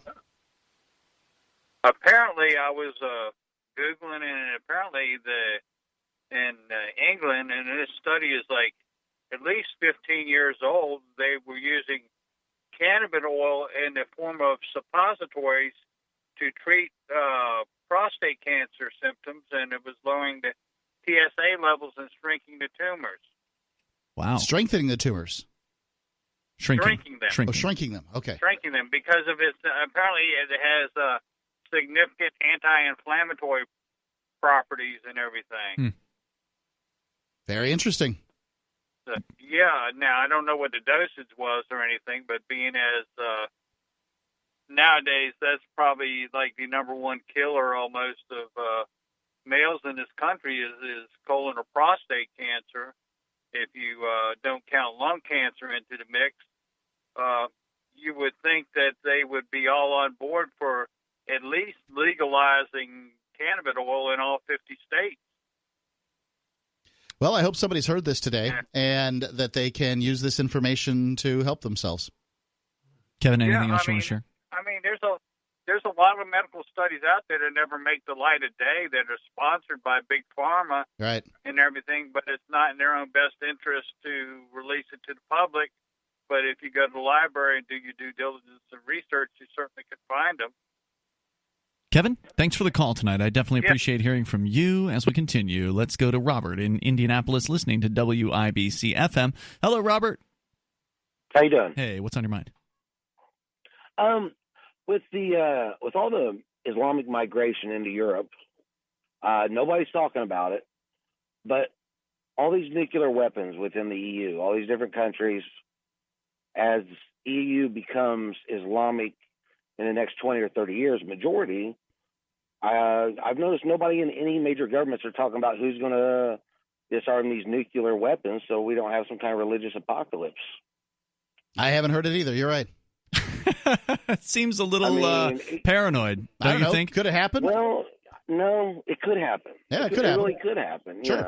Yeah. You think that Islam is going to take over Europe? Well, what I can tell you is that when you're talking about Muslims, they have larger families, and at this point, in Western European countries, they're subsidizing poor people or whatever, and Muslims are availing themselves of it.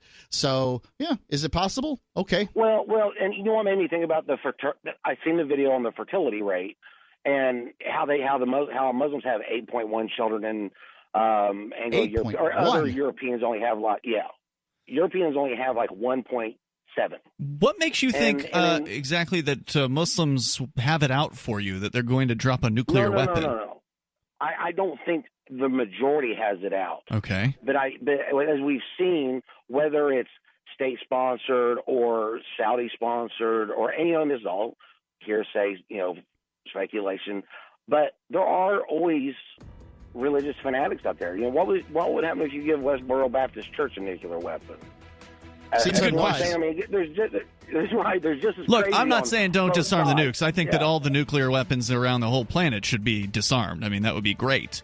It's not going to happen. Most people that have nukes don't want to launch them because they know it will be the end of the world as they know it, probably the end of their lives as well, because of mutually assured destruction. Thank you, Robert, for the call. More coming up on Free Talk Live. Would you like to hang out with Penn Jillette? He's keynoting Freedom Fest this year. I, for one, am thrilled. Freedom Fest is the largest liberty-oriented gathering in the world. They take a Big Ten approach with libertarians, conservatives, liberals, anarchists, capitalists, and just open-minded people mingling together to hear real debates, share real solutions, and converse freely. This year's theme is the Wild West, a time of liberty and opportunity, or a time of anarchy and violence. Maybe both. Go to freedomfest.com/FTL and get your tickets now. freedomfest.com/FTL. Not convinced yet? Hey, I understand. It's a high-end event. Even with coupon code FTL50. Sure, you're likely to receive investment advice that'll make that sum seem paltry, but I have something special for you. Go to freedomfest.com/FTL and you'll get the 5 best speeches from last year for free. Call it a test drive. Do yourself a favor and go to freedomfest.com/FTL. freedomfest.com/FTL. Use coupon code FTL50 for a discount.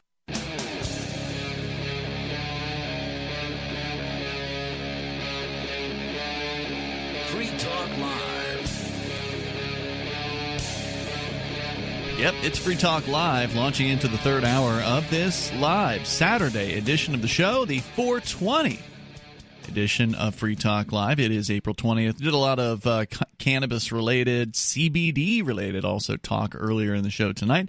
Ian and Mark in the studio with you. You are welcome to call in about anything you want. Still to come, man set up a display of some mannequins, some dressed-up mannequins on his front lawn, and one woman found it offensive.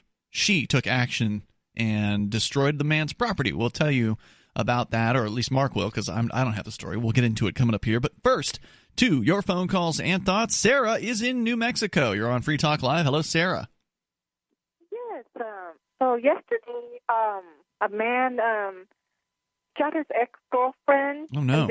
And then shot himself, but she died at the hospital later, but he lived. I bet he wishes he was dead. Well, and the story was he said that she shot him and then she tried to kill himself. He turned that whole story around. Yeah. And so this is like the 5th time I heard this kind of stuff happening here in Albuquerque. That's the reason why we have gun control. I just want to say. But wait, it didn't work. Right? Because he still shot his girlfriend and then shot himself. So the gun control, whatever laws there are, didn't stop that from happening. Sarah, the places in the United States that have the most gun crime are the places that have the most gun laws. Why do you suppose that is? I do not know. I wonder if that's true, as you're saying. Well, it is correlation, not causation. You believe everything else you hear on the radio, Sarah? No, not really. I don't believe everything. Okay. No.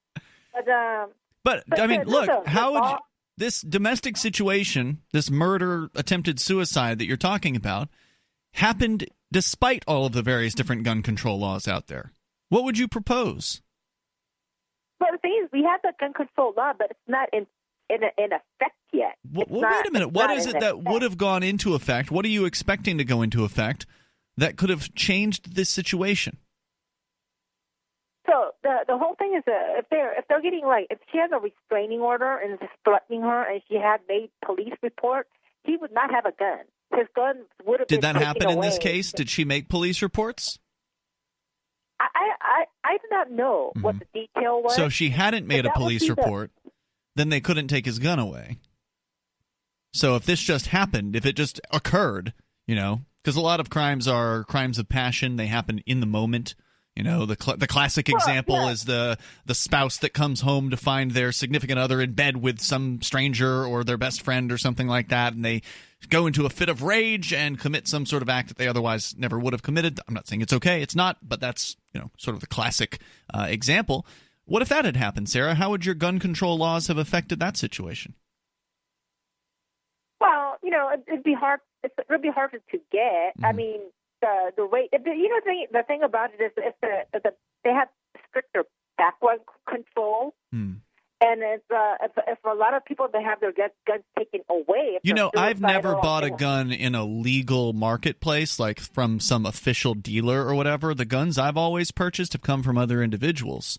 So how are you going to control that? Well, the thing about it is, to me, something is better than nothing. I see. So you just want to feel good. You just Sarah, want to. Are you concerned at all that gun crimes tend to be disproportionately used against people of color? Well, I mean, are the people of color using it on each other, on themselves? Is that what's going on? A lot of people have guns. A lot of people carry guns to prevent people from committing crimes. The single biggest use of a firearm in the United States is the prevention of crime. Now, you can claim that it's not necessary or whatever, but she doesn't care about those people. If a crime is occurring right there in your immediate future, you'd rather have a gun than a cell phone, I can assure you. So, the cops will be there, but you might be dead by the time they get there. Maybe they wouldn't be there if they're in Detroit. This happens a lot here in New Mexico for some reason. Men shooting women and killing themselves. Oh, it's only men shooting women. No, I mean that's what I've been hearing. Is it possible you are more likely to hear the things that you want to hear? That you are self-selecting or filtering the news so to where the things that you are most attuned to are the ones that you're more likely to notice? Well, I never heard of a woman shooting a man. Well, let me tell you. In a hotel or something. Yeah, let me tell you. As far as domestic abuse is concerned, it doesn't always involve guns, but women beat men just as much, if not more, than men beat women. There is a study out there that says that. Thank you for the call tonight, Sarah. I appreciate it. The toll-free number here is 855-450-FREE. That's 855-450-3733. Men don't report it nearly as often because they're embarrassed and stuff. Yeah. And maybe I should have asked Sarah, okay, so you take the guns out of this household. Are you going to also take the knives out? How about poison? How about all manner of other different things that could be used to draw blood from someone or theoretically take their life away? A gun's a tool. We have rights. I don't really care about all the practical stuff, right? Like, so the Constitution says we have rights. It's specific that the right to keep and bear arms shall not be infringed. But if you've got a right to life, you have a right to defend that life. If you have a right to build a tool, you have the right to build a tool that will defend your life. If you have the right to engage in commerce, then you have a right to sell a tool that one might use to protect their life. Well, in theory, but the reality is different. If someone misuses that tool, you have no right to stop everybody from owning one. End of story. I don't care what the justifications are. But Sarah wants to feel good. There are either rights or there aren't. I don't care about Sarah and the non-thinking muprons out there that just believe that they can just take people's rights away. Well, we believe in rights, Mark, but other people don't. Well, absolutely. Yeah. The Nazis believed they could take the Jews' right to life. They thought it was okay. That's because authoritarians think it's fine to take people's rights. They think rights are mitigable because they make them uncomfortable. Screw those people. They don't believe in rights. They don't. They don't believe in the notion of rights at all. And, they only believe in rights when it's convenient for them. They believe in the right to speech or free press or whatever until you write or say something that concerns them. Look, that's all it is, ladies and gentlemen. You either have rights or you don't have rights. And if the government can take them away, you don't have them. It's not an organization there to protect your rights. No. That's a laughable notion that the Founding Fathers believed that has been disproven by more than 200 years of the United States. All evidence suggests what you're talking about is true. The toll-free number is 855-450-FREE. That's 855-450-3733. We continue with more of your calls and thoughts. Let's go to Justin, listening to WIBC-FM in Indianapolis. Hey, Justin. Hey, how you doing? Hey, what's on your mind? Not much. First off, I just want to say thank you guys for giving everyone an open platform to talk about what they believe in, whether it be on the left or right. Or elsewhere. This is just a rebuttal. Yeah, or elsewhere in the middle. This is a rebuttal to an early caller gentleman saying that he had a state-issued license and that he's had multiple people get fired for CBD uses flagging UAs. Yeah, he was specifically referring to having a CDL, commercial driver's license, which is... Yeah. So I worked in a vapor shop, managed one for a couple of years, and I've got a couple of friends that are doctors, and I have specifically a couple of friends that used to work at the minute clinics that a lot of these places send their drivers to get tested. Okay. So basically, CBD is a chemical, and chemicals, just like every other drug or anything else, affect everyone differently. And because it is a cannabinoid, on these cheap urine quick flash tests, it triggers a cannabinoid fail. There is no distinction between THC and CBD, whereas a follicle test or a cotton swab in the mouth will show the different levels of the two chemicals. And it also depends on what kind of dosage you have, what body fat percentage, because like THC, because it is a cannabinoid, it stores longer in fat cells. Interesting. So Justin, hang on. If you've got more to say, you sound well informed. You're welcome to stay. Up to you. Oh, no, I've got to go. Hey, thanks for the call, man. I definitely appreciate the expertise. The toll-free number here is 855-450-FREE. That's 855-450-3733. So far the answer is unclear as to which drug tests will test for CBD or catch CBD unintentionally. More coming up here. This is Free Talk Live. This is Free Talk Live, the live Saturday edition of the show. You can dial in toll-free and bring up whatever you want. Our number here is 855-450-FREE, like freedom. That's 855-450-3733. Tonight it's Ian. And Mark. And I want to let you know about the wallet that I use more often than any other cryptocurrency wallet. It's Edge Wallet, and it is available for both iOS and Android, and I'm super happy that Edge is on board supporting Free Talk Live because... And I, Mark Edge, approve. Although it wasn't actually named after you. But I won't have you spreading lies on these airways. It is a great name. Secure your freedom with Edge Wallet. You can, of course, hold multiple cryptocurrencies as well as buy, sell, and trade those cryptos, including Bitcoin, Bitcoin Cash, Ethereum, tokens, Monero, Ripple, Stellar, and more. Head over to edge.app or just search for Edge Wallet in your Google or Apple app stores. Once again, it's edge.app, and I'm really happy about it because, like I said, I've used Edge Wallet since long before they became a sponsor here on Free Talk Live. We've been talking with Paul Puey from Edge Wallet. He's the CEO, I think, over there.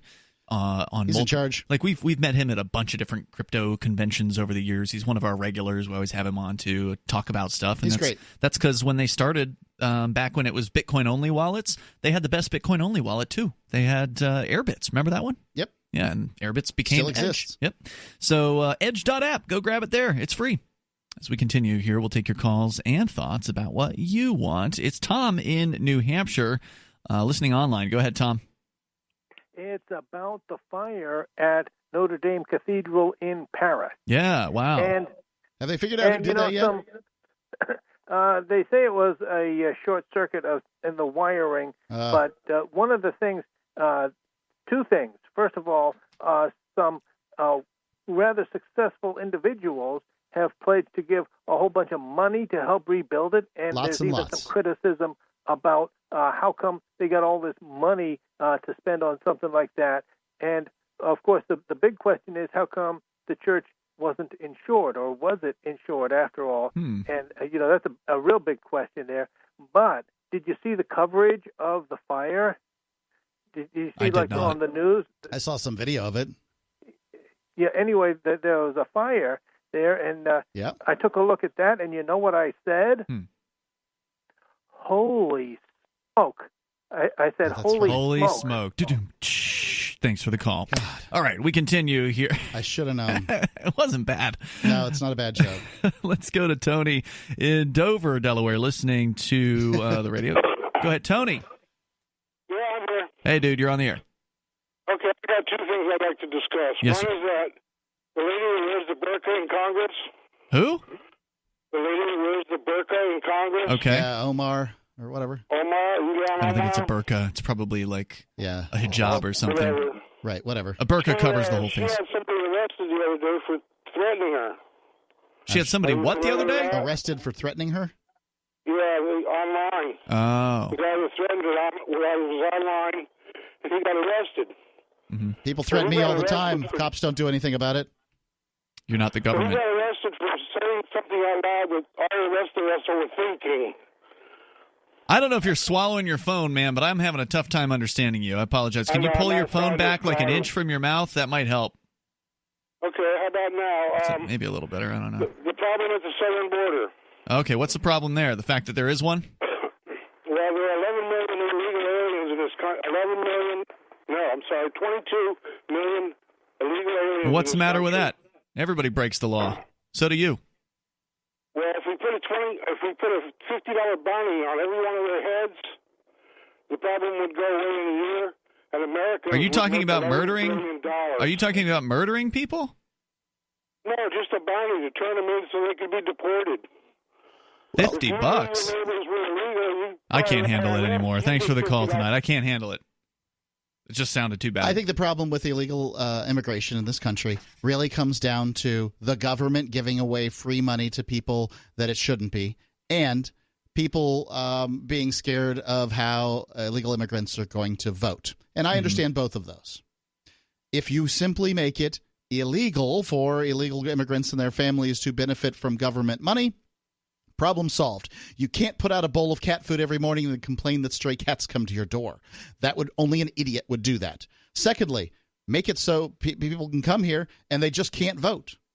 Fine. I'm sure they just come here and work hard and build a better life for themselves and their family. They're not coming here to vote Democrat, ladies and gentlemen. The Democrats want them to come here and vote Democrat, obviously. And it's pretty clear that if they wanted to vote Republican, that the Democrats would be like, my God, we're being invaded, right? Like this is just, it's a political football, as they refer to it. So remove the political aspect from it, and then people can just live their lives. This country was built by immigrants, and many of them came here without papers.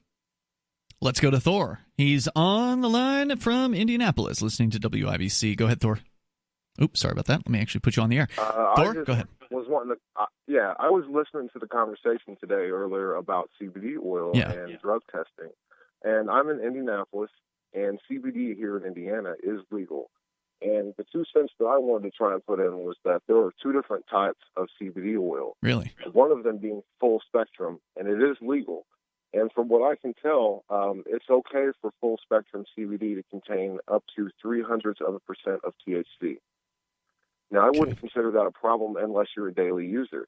And what we know from THC and how it stores in our fat cells, a daily user of CBD oil, which is legal, could easily fail a drug test for THC, in a couple weeks. I mean, I don't know exactly what the math would be, but it wouldn't take very long whatsoever for someone to be considered over the limit of having THC in their system. Yeah. All the while buying something legally sold at the gas station. Yeah, this is one of the problems. Since I, work at my own business, I really don't think about your analysis tests and these kinds of things. If they drug test the radio industry, half the DJs in America would be fired. So it's never been a real issue for me. But I bet you're right. I bet there are people that are getting canned over taking a pain relieving, non-psychoactive oil. Correct. Yeah, you wouldn't feel any psychoactive effects from such a small percentage, but given enough usage or given enough time, I mean, it's all the same to the government, to the state. I think this is a problem that is ultimately going to solve itself. I mean, there's going to be too many good people fired, and people are going to be upset. Right. Well, and as states start to legalize cannabis, eventually these companies will sort of come along and realize that if they're going to be issuing drug tests, they should only issue it after somebody has done something, like you crashed a forklift. Okay, time to go ahead and take a drug test. But in many cases, I don't think that they should be issuing these drug tests. At the very least, you might see drug tests stop testing for cannabinoids after it gets legal in enough places where they'll only test for other things. So I think this is something that's going to just shake itself out over time. But as of right now, there's clearly a lot of confusion about what these tests can and can't find. And I would say anybody that's considering a position that is going to be tested ought to do as much research on this topic as you possibly can. Thor, thanks for the call tonight. I appreciate it. The toll-free number here is 855-450-FREE. Luckily, we have the internet, and there's all kinds of information out there. Of course, there's probably conflicting information about this topic, as it's been the most controversial part of the show tonight. People disagreeing about whether or not drug tests can or can't, or which types of CBD is or is not detectable. 855-450-FREE. That's 855. Well, sign the times, I guess. Yeah. 855-450-FREE. This is Free Talk Live, and it's 420. Did you know you can legally exit the U.S. federal income tax system? Well, it's true, and thousands of American nationals are doing it. The 16th Amendment and the Internal Revenue Code are legal, but only in a limited jurisdiction. This is the basis behind the voluntary nature of the income tax. Learn the exit strategy provided by Congress. Find out more by visiting weissparis.com and watch our numerous videos.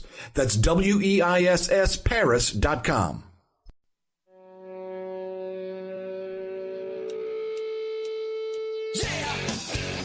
Free Talk Live 420 live Saturday edition of the show. As always, you are invited to join us here, and the toll-free number is 855-450-FREE, 855-450-3733. Coming up in a couple months from now, ForkFest 2019 kicks off June 13th through June 18th at the beautiful White Mountains of New Hampshire, a place called Rogers Campground, one of our favorite places to go.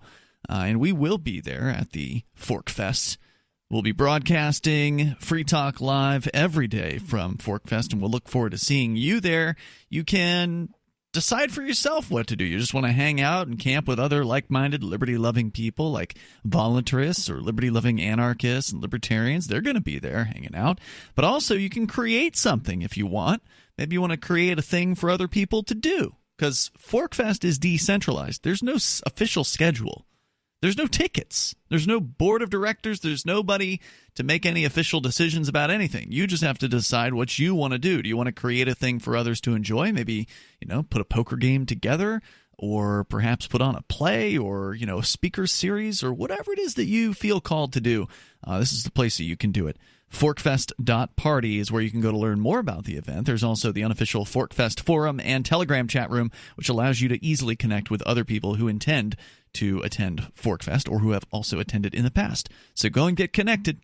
Forkfest.party, and mark your calendar now for June 13th through the 18th, and get on the phone to Rogers Campground and book your campsite as soon as you can. Forkfest.party. As we continue, we'll take your calls and thoughts. Dodger is on the line in Michigan, listening via TuneIn. Hello, Dodger. Hello. Hi. Can you hear me all right? Yes, sir. Gotcha. Go right ahead. All right. So I just kind of want to tell a story about something that happened to me last week.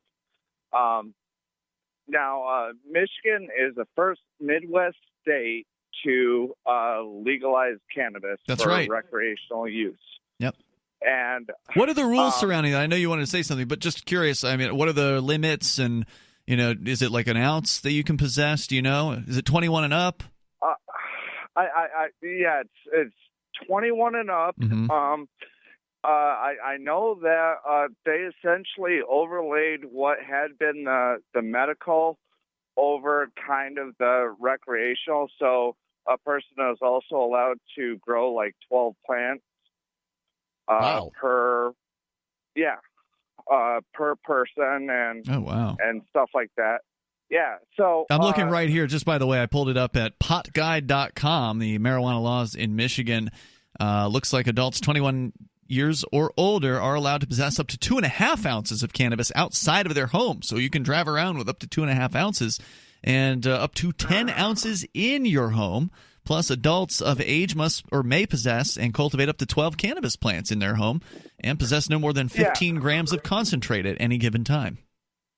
That's pretty good. Yeah, and so it was really odd for me because I was at kind of what you guys call your central square. Mm-hmm. It's Bronson Park in the city that I live in, and I was up on the stage. I was using one of the walls to block the wind, and I'm sitting there and I'm rolling a joint, and a cop comes up on me. Mm-hmm. And she says, I literally just, dumped the stuff into my paper. And as soon as she, walked up on me, I jumped and dumped half of it. Oh man. She made you spill your weed. I know. But, she said, you're not allowed to sit up here. You can go do that anywhere else in the park.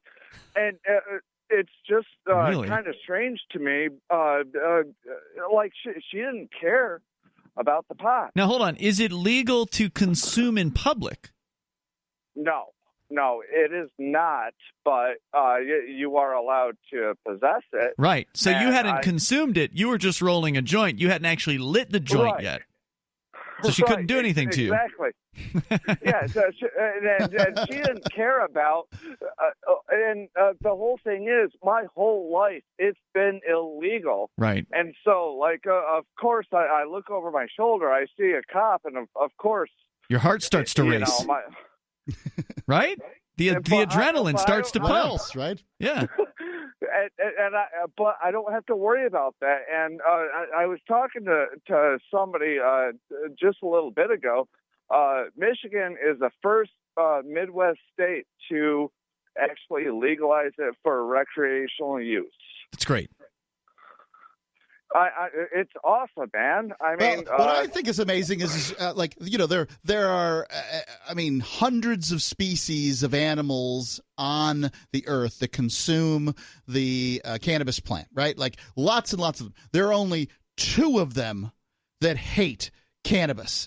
One of them is the pot-hating llama of Ecuador, and the other is You're making that up. Yeah, I am. Really, it's ludicrous, right? This is a natural plant, and the idea of making this crap illegal, these people are nuts. They're nuts, and you should just laugh at them. The kind of laugh that a little bit of spittle flies out of your mouth and lands on their face. That kind of laugh. And you don't everybody want to spit who on talks, a cop. Sorry, you can laugh. It's for me. I mean, it's like you said, it's a plant that grows up. And, it's very easy to cultivate. And, that's why they call it weed. Dodger, right. Thanks for the call, brother. I appreciate the story. Thanks for telling it here tonight. Just, looking at the difference between now and the past, and, you had to be afraid of the police in these places, and it's going to take some it's going to take some experience before people kind of get used to not freaking out. And, I have to wonder, we had somebody call in earlier tonight who said that she got paranoid when she was smoking cannabis. I've gotten paranoid smoking cannabis. I don't smoke cannabis as a result. My suggestion would be is stay away from cheap weed. Well, if they're not, everybody's got different results from smoking different weed or whatever. But my point was going to be, if you can't get arrested for it anymore, if there's no real fear around the consequences of its use as far as the legal consequences, is it less likely to cause paranoia? I mean, because one of the things that you should be paranoid about, because they are actually out to get you, is where the police are in relation to you if you're in a state in which cannabis is illegal. There's a completely legitimate reason to look over your shoulder and be paranoid about getting caught for that sort of thing. If it's a mounted police officer, you have to worry about him coming up on you on his high horse. Is that a joke? I don't even know. Yes. 855. It's a high horse. Oh, so yes. See, I didn't even catch that one. 850. Well, you didn't catch the other jokes earlier today. 855-450 free. So, yeah, is somebody who has been paranoid about smoking cannabis. I mean, I'm not saying they can put their finger on why they're paranoid, right? That may not be something, right? Like they may just feel a certain way and call that paranoia, and it feels uncomfortable. But how much of it is caused by the fear of legal consequence? That's got to be a big burden on some people. Right. It'd be hard to be paranoid about something that is legal. I mean, I suppose you could be paranoid about other things, sure. Like, you're paranoid about what it might do to you long term. Did my cat run away? Yeah, or did I leave a cake in the oven or something like that? Maybe all that in those cases. But anyway, your thoughts are certainly welcome. We continue. David is in New Mexico. David, you're on Free Talk Live. Go ahead. Hi. I don't think the paranoia comes from fear of something in particular. I think the paranoia is just intrinsic to the use of the chemical in some people. I think that's what that is. Could be. I had a interesting conversation last night. I had called into the Coast to Coast last night when Ian Punnett, if you know Ian Punnett. We met him once a long time ago. Yeah, he's awesome. It was at a talk show. Hang on, David. We'll let you tell the rest of your Ian Punnett story. He hasn't been to too many of those talk conferences. I think he went to like one or two, and I don't think we've seen him since then. Yeah, what's that say about our choice to keep going? It's important to go to those conferences. There you go. It's the who's who. If you want to be somebody in the business, you got to schmooze it up with the somebodies, right? In fact, we're going to be going back coming up in June, early June. We'll tell you about how we can do that with your help coming up on Free Talk Live. Hey, it's Free Talk Live. You can join us here. The toll-free number is 855-450-FREE. That's 855-450-3733. And yes, it is the 420 edition of Free Talk Live. We covered quite a bit about 420 and cannabis and kind of the sea change affecting society across the United States. How about this metro.co.uk headline, Meet the nuns who rake in $1 million a year growing and selling cannabis. That sounds really interesting. This is in the UK? Presumably. It's just a headline. Well, sometimes they write about other places. But yeah, very interesting stuff. So the times they are changing. Of course, we still take your calls here. We haven't changed much as far as the format of this show over all the years. Still open phones every single night of the week. We're live all 7 nights a week. If you're new to the program, welcome to it. If you just found us on it's in California. Oh, cool. If you just found us on our video streaming platforms, we're on DLive over at dlive.lrn.fm. We got Twitch at twitch.lrn.fm. We're still over on YouTube as well. And let's see, what else you need to know. Oh, yeah, the AMP program. I said that we were going to that talk show conference. We go to Talkers Magazine's yearly new media seminar in New York City. And it's listeners like Reasonable Voice, who is a Free Talk Live silver amplifier, who helped make that possible for us. It's $5 a month to be a silver amplifier. That's the price that we ask. You can do more. Some people do gold for $10 a month, and there's platinum as well. But if you do $5 a month, you get access to some pretty cool perks, some bonuses, like access to the supporters discussion rooms on our Discord server. We've got the AMP Only Facebook group as well. Nobody asks for that anymore, by the way, for the people who... It's still pretty active. Yeah, I've heard it's active, but it's one of those things that if somebody wants it, I'll get them in there. Like I'll send you their name and you can add them in there because you're still on Facebook. But it's in there, the invitation that I send out to everybody that joins the AMP program, which we're not deluged by joiners, let me tell you. It's pretty slow. We've got about 200 amplifiers. We kind of lose a couple, gain a couple, lose a couple, so we're sort of plateaued out there. But of those who do join, they don't ask to be put in the Facebook group. But it's there for you if you're still on Facebook. You get some cool perks as an amplifier. And most importantly, you help us advertise, market, and promote Free Talk Live. So if you like the fact that we're on broadcast radio on over 190 radio stations coast to coast, bringing the ability to Americans to get on and express their opinions. Absolutely. If you like the fact that we're on Twitch and DLive and YouTube and we're streaming on the internet, and we've got satellite channels that are broadcasting us, and there's telephone lines that you can call in, and if there's a way to listen, we want to be there, basically. If you like that, the fact that we're out there as much as we are, and you want us to get out there even more, please amp the show. You can do it with PayPal, credit card, or Bitcoin BTC over at amp.freetalklive.com, amp.freetalklive.com. As we continue, David is still on the line here, just began telling us a story. Go ahead, David. Yeah, Ian Punnett, or Punnett. But you had a caller, Thor, the dude that trafficked my children. His name is Odin. I should have him call in, and you can have all the gods on the program. Okay, so what was the story? Ian Punnett. So I called up Coast to Coast last night. Ian Punnett was the guest host, and he's a pretty cool dude. I like him. I've talked to him before, and talked to him on the internet, whatever. But so first thing, he spent a minute. He was talking about Albuquerque because I was calling from Albuquerque, so he asked me about Breaking Bad, and so of course I had to tell him. Yeah, of course. So I had to tell him that I was in the pilot of that. And so after that, I was telling him about this thing with the KUNM, the university radio station that has banned me and is actually prosecuting me as we speak in court. They banned you from calling their station.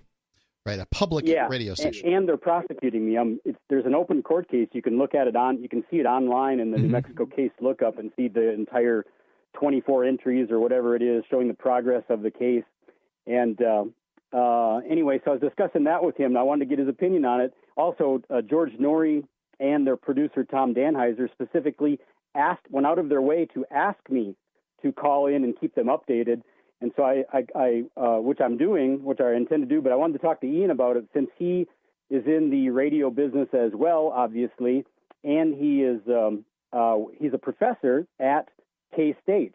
And so since this involved both radio and a public institution, university radio station, I thought he might be specifically qualified to comment on it. All right. So what did he say? What I did, and one more thing, what I didn't know before the call that I found out afterward or during the call is that he is the chief operating officer or the chief operations officer of the K-State Public University radio station. Okay. And so he's got a specific vested interest. He's triply qualified.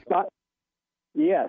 And so his response was interesting because as I started to plead my case, I could tell in his little vocal mannerisms that he was taking an oppositional side to what I was presenting, and it came out when he gave his argument. The only thing that he came up with is he said that first of all he shut my microphone off. He didn't disconnect me, but he muted my microphone so I couldn't respond to anything he was saying.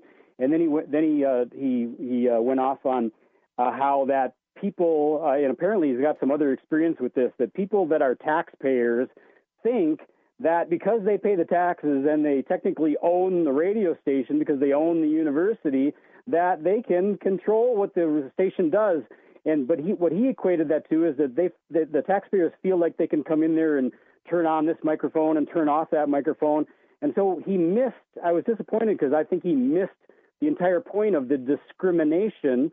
And, when you're a public institution and we have a First Amendment and we have a 14th Amendment about equal access, then I think that citizens that do own the station and pay for it have a right to at least be heard, even if you disagree. I think you've got a strong argument in this case, at least as far as your right to be heard on a purported public radio station that takes phone calls.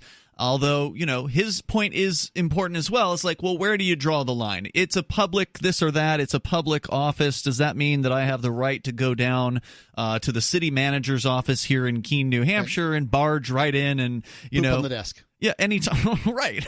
Do something awful, or just, stand in there until I darn well feel like leaving. I mean, so, there is a line that is going to be drawn somewhere. And I don't think that your position is unreasonable, David, to say that, well, yeah, I could understand I shouldn't be able to go in and grab the microphone any old time I want to. There's usually a process at most of these stations. Like in many cases, they tell you to ask people to call in. And then in this David's case, they ask him to call in, and then he gets some kind of stalking charge or whatever. Well, right. And so, it's crazy. I can understand both sides of this of, well, there has to be a line drawn somewhere. But on the other side, David's saying, well, I should at the very least be able to call into this show. I don't think he's asking too much in that particular case.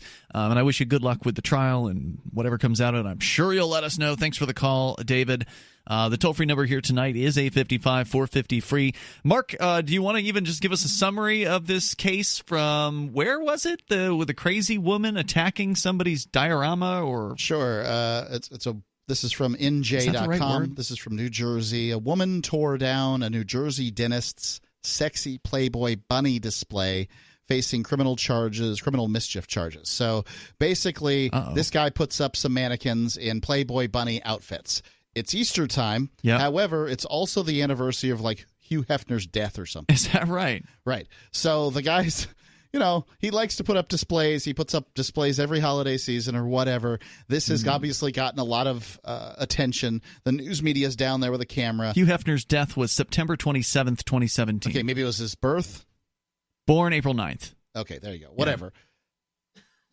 So this lady sees the cameras, and she's got blue hair and tattoos. So the dentist's claim is she's just in this for the attention. And this may be the case. I don't know. Whatever. But she's like, my son is in high school, and he shouldn't be seeing this stuff on the way from home. Yeah, he should be seeing it on the internet where 2 girls, 1 cup. Right. Her son is seeing whatever he wants on the internet. So this is ridiculous that some mannequins are somehow a problem. Yeah. But anyway, she takes down the mannequins and puts them in the guy's driveway. Really? And he then basically goes after her. She's now been charged with criminal mischief, and that's that. Apparently, so she didn't steal them. She didn't destroy them. She just took them down. Yeah, there's like a head off of one. Oh, wow. It's not exactly. They're certainly not in the shape that she they were. She went psycho. Did she do it in front of her son? She did it on TV, in front of the TV news. The news she called the news? No, the news was already there. And then she sees the cameras, and then she's really? So she made a huge show of this. Oh, yeah. Oh, my God. So there's video of her freaking out on these mannequins? Yes. I got to see this. With the New Jersey, she's just picking them up, and she's using a pair of little garden shears to take some of the zip ties that are holding like baskets in the model's hands or whatever. Wow. By the way, there are Easter eggs and Easter baskets in this. So it was an Easter diorama, a sexy Easter. It pretty clearly is. So it's not because she's like a crazy Christian or whatever. I don't know what the answers are. She's just crazy. Crazy might be the reason. Yeah. I don't know.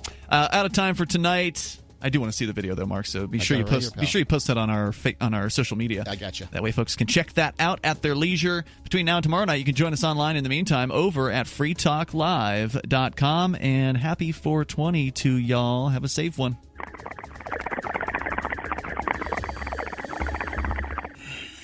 Looking for a great real estate investment? Consider New Hampshire, which is ground zero for the Liberty Movement. Your first call should be to Mark Worden from Porcupine Real Estate. He's more than just a real estate agent. He's your New Hampshire concierge. Where are the best places to live? Do you want farm, city, the burbs, or forest? Do you want a duplex or multifamily building so that renters pay your mortgage? There are homes in all price ranges in New Hampshire, and Mark can help with financing too. Invest in liberty and property. Mark Worden can help. PorcupineRealestate.com